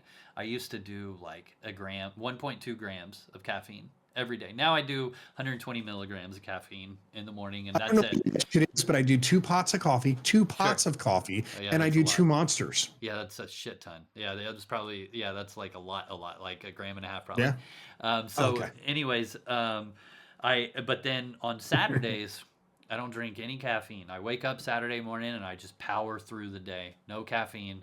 And then it's 30 minutes before the stream, 240 milligrams, straight, you know, just go right to it. And then I jump like pre-workout, just get fucked and just take it? Pretty much, yeah. Just fucking okay, so okay, all right, so that's where the energy's from. Yeah, I'm caffeinated out. I deprive myself of caffeine that I'm used to during the day, and then 30 minutes before the stream, I take 240 right before. And lion's mane, which is mental, you know, some fish oil, some ashwagandha, which cleans out your adrenal glands. And I love yeah, ashwagandha. I take it every day. yeah. There's a lot of I'm good big into benefits that from stuff, ashwagandha. dude. We could have a whole podcast on fucking that, nutritional and all that. Holy fuck, I dude. told you, man. I sold a lot of Yeah. supplements. I'm big into that. Yeah. So fitness, all that. But yeah, man. I do. I look forward to Saturdays. It's funny. I travel for work a lot too, and there is many times where I am looking at the flights and I'm like, okay, I can be back in time if I get back here. All right, yep, book that one. And I probably should have booked a different one, but I wanted to be back in time for Whiskey That's Saturday. Or I wanted to leave Sunday instead of, stay the weekend. Yeah. I think there was a trip to Idaho recently, and it was a 2-week trip, and I came back for the weekend, and then I went back. And they were like, why didn't you just stay? You could have just stayed and it would have been like a vacation, and you know what I mean? And I was like, yeah, I just really wanted to be home. Well, there's my hand and there's a hot ass woman back home. I don't know. That's true. Yeah. You can say that and you can't call me to go home and play a video game because they would think of you differently. You know what I mean? Yeah, exactly. That's right. That's funny, man. Well, shit, dude. I don't know if you have any more questions for me. I know we've been, I think we're surpassed the time limit, and I appreciate that. Yeah, man. I mean, I always ask people 3 questions. One of them we pretty much covered, but if you got more, if you could make a suggestion to Outlands and they had to do it, what would it be? So this is a wish. Yeah, they all are. I would love to see a subscription base. I know they can't because of regulations and laws, but if they could do subscription based, that means that they hire more. Okay. It's a consistent revenue, and they'll be able to actually project, right, ROI. Yeah. And then they're going to, they could bring the volume down of the pay store, so you could get more cool shit in the hands of people. Yeah. But it'll get them the ability to have a revenue that they could go, okay, I make, we'll just say $100 a month, so I can hire 3 more. That to me would be able to grow their product if there was subscription based. And I'm a big believer in subscription based because that's where I came from, right? Sure. UO in the beginning, EverQuest, WoW. I mean, it's proven, right? And there's no fuckery in the model, right? Like pay to win stuff. I like how WoW does it now, where they have subscription plus you can buy cosmetics. Right. Well, that's what I'm saying. So they would bring their cosmetic prices down because they're not trying to make that revenue in Outlands. So they could do this kind of like leveling out. So you pay $10 a month, and then say instead of a $5 pineapple, it's like a $250 pineapple. That'd be a really good poll to put on. If they do a subscription, you're screwed because now they're infringing on. That's why the donation things, it gets by some red tape or something. So they would have to do a subscription based on, say, like a what's that thing people say, Patreon. If they did it that way, then they could get away with it probably. Yeah. Who knows? Who knows, right? Yeah. Okay. And then you've kind of answered this a little bit, but any other games you're excited about coming out? I mean, Hytale was like the big one, Hytale, this is like beta though. Yeah. But full Hytale would be great release. I'm looking forward to Ashes if they could ever get their shit together. Yeah. I'd really just love to see it go through. I've been a supporter since, what the hell's that? Pay for my dream Kickstarter. Like that's called. I think there it is. Yeah. Paid since then. I mean, I don't know, man. No, because I'm tired of buying money, spending money and shit. I really don't. I think honestly, we talked about this. I'm really happy where I'm at. Like I'm starting to lose that. Holy shit, it's a new thing because I'm tired of being let down by buying alpha beta stuff. Yeah. So right now, I think I'm good. If there was anything like a big update or something for launches, maybe I'd look forward to something like that. But honestly, I'm kind of bored. I'm boring now. I hear you. It's all good. Yeah. I'm still playing the same 30-year-old wizard game too. Don't worry. True, man. And then the last one is always, who should be the next guest on the Pwncast? It'll never happen, and there's a little bit of bias here. Sure. I would love you to like interview like somebody in my circle, of course, right? Like I'd get Dorian on. I'd love to. Dorian. Because dude, I know so much about him. How do you like, because you guys this is crazy as shit, right? Okay. Yeah. So I was part of a guild, I mean, fuck, years ago, called the 10th. The 10th was a Romanesque themed guild. Weapons X was the guild leader, and he and I just clicked. And I knew how to develop web pages. So, I mean, this man, we just met, and he was like, "Here's my credit card. Get to, whatever." So we played with him, and then he and us played with a guild called the Headhunters, HH. They play with another place called the Undead Legion or UA or something like that. Okay. And we all kind of were in a clique. Shadowbane, like we all played together. Yeah. Right. So we're playing LOA. So I'm playing LOA. This is like 8 years later. And I'm playing, and Dorian and I somehow click. And we start talking, and he's bringing names up that I know. And I'm like, who the fuck? What were you in? He goes, dude, I was in Headhunters, HH. And I was like, you've got to be shitting me. We played on the battlefield side by side for many years, dude. Yeah. And it was just, it never clicked, because my name back in the day wasn't Oxfurd. It was Drathan. Okay. And I used that name for a very long time. And it was taken in a game that I was playing. And I was like, fuck, I need a name. So I look over, and there's a paper company called OXFORD, Oxford. Okay. And I was like, okay, I'm a big fucking dude, and I'm kind of smart. My friends call me Ox already. Yeah. So it's kind of a play on words. So then I moved to that name, and then I played OA. So like he didn't know me as that guy. So it was just really weird. But dude, I'm telling you, like the chances of me meeting him, yes, it's the same type of games and stuff, right? I understand. But like it was weird. And we're just talking one day, and he was always on my streams, and I was like, dude, you know Weapons X? He's like, oh yeah. I was like, come into Discord. And then we clicked, man. Like this guy, it's Lindiana Jones is my first moderator. Then it was him, Dorian, and there's like Sugar Bear. But like Dorian, man, he and I have become like fucking real tight. Like, I mean, his kids broke their fucking TV or some shit, or he broke his TV, and I got a really good November thing, and I bought him a fucking big ass TV. I was like, yo, what's your address? He's like, for what? I'm like, fucking take a TV. The grandkids need it. I just sent him a fucking TV. I bought him a microphone one year, Yeti. Yeah. Because he's always there. He's got a good heart. He's a shithead, but he's got a good heart, dude. Yeah, he's a great man. Yeah. It's just always Oxford and Dorian. You know what I mean? Like it's you two. That's like y'all are like there's not one without the other in my head. Yeah, and I mean he's just a really good guy. He's not joking. Like he has agoraphobia. Like I was up like half a city away from him. He's like, you can't come here. Like he broke out in sweats. He's like, I've never met him, never once in person. But I know everything about his kids. I know his grandkids. I know his son, his college. Like, I mean, we know everything about each other. But he has such an anxiety. Have you video chatted?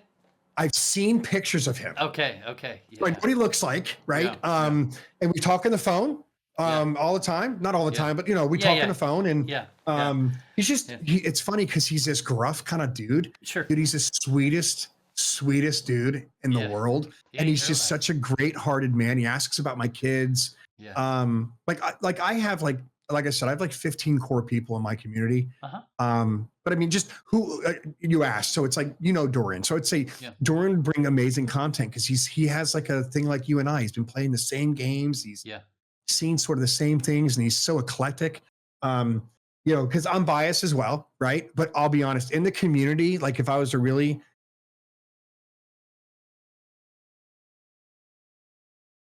shit, man, I would love to see you do Richard Garriott.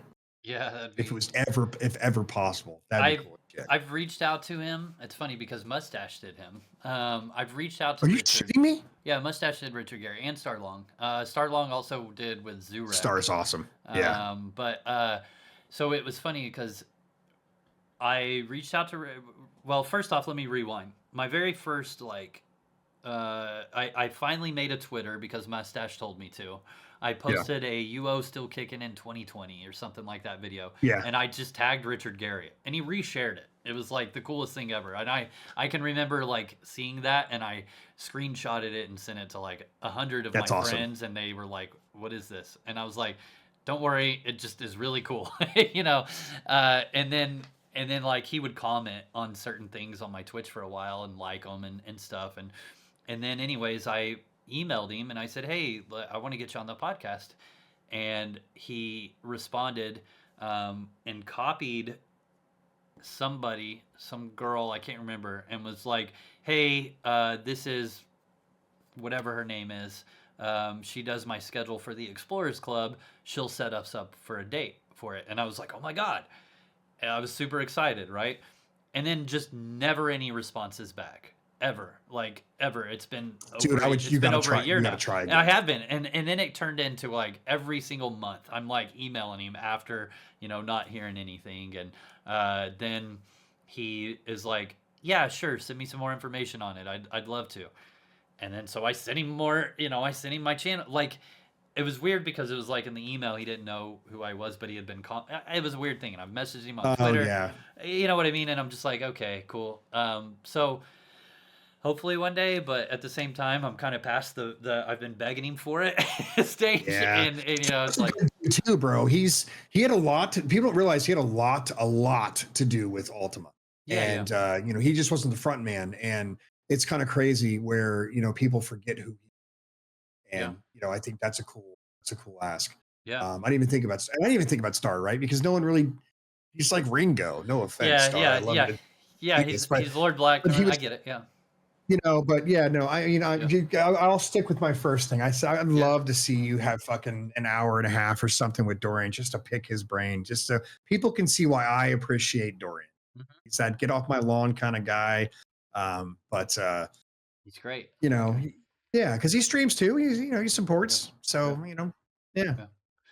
Well, awesome, man. I appreciate you. This is actually kind of like my favorite kind of podcast that me and you had tonight. The reason why is because if anybody doesn't know, I send preliminary questions out, right? And it's like, it's just kind of a guide. I don't ever go down one by one and ask them ever, but they're there, right? And this is one of those ones where we just had great conversation the whole time, and I never even had to look at that and be like, okay, he's wrapping up this question. What am I going to ask now? You know, and to me, those are the best podcasts. So Oxford, this is definitely, for me personally, going down as one of my top favorite ones. So thank you very much for being here, man. I really do appreciate it. And I'm glad that you're not sick anymore, and you know, we were able to hang out. Right? No, we missed that one. We've tried with 3 times rescheduled this almost, so I'm glad we could do it, man. No, it's all good. Look, hey, I did it to you, then you did it to me, tit for tat. But no, I really appreciate it, man. I love having a great conversation with good people. You know, and I know I've been busting balls to get on here, which is kind of weird, but you know, it was good, dude. It was a conversation, which, I mean, I've got, you know, my podcast that I've given up on, but trying to get back into. And whenever you can get a guest you could just talk with, there's genuineness there, and you're not forcing every topic. It's a good feeling. So I appreciate you feel that way. And Barely, love you, but if you want me to be a 2-time, 3-time like Barely, bro, I'm around, man. I'm around. Okay? That's why I had Barely come back. It's just because he's easy to talk to. You know what I mean? He's such a good dude too. I love that guy. Yeah, man. Hey, anytime. I really appreciate it. And anything I could ever do to support you or your channel or anything like that, man, always. And hell, maybe if I can get my damn creator podcast up and running again, I'd love to have you on there, dude. I'll be there. Yeah, whenever, for sure. Whenever. So awesome, man. I appreciate you, man. Everybody, Pwncast Gaming out.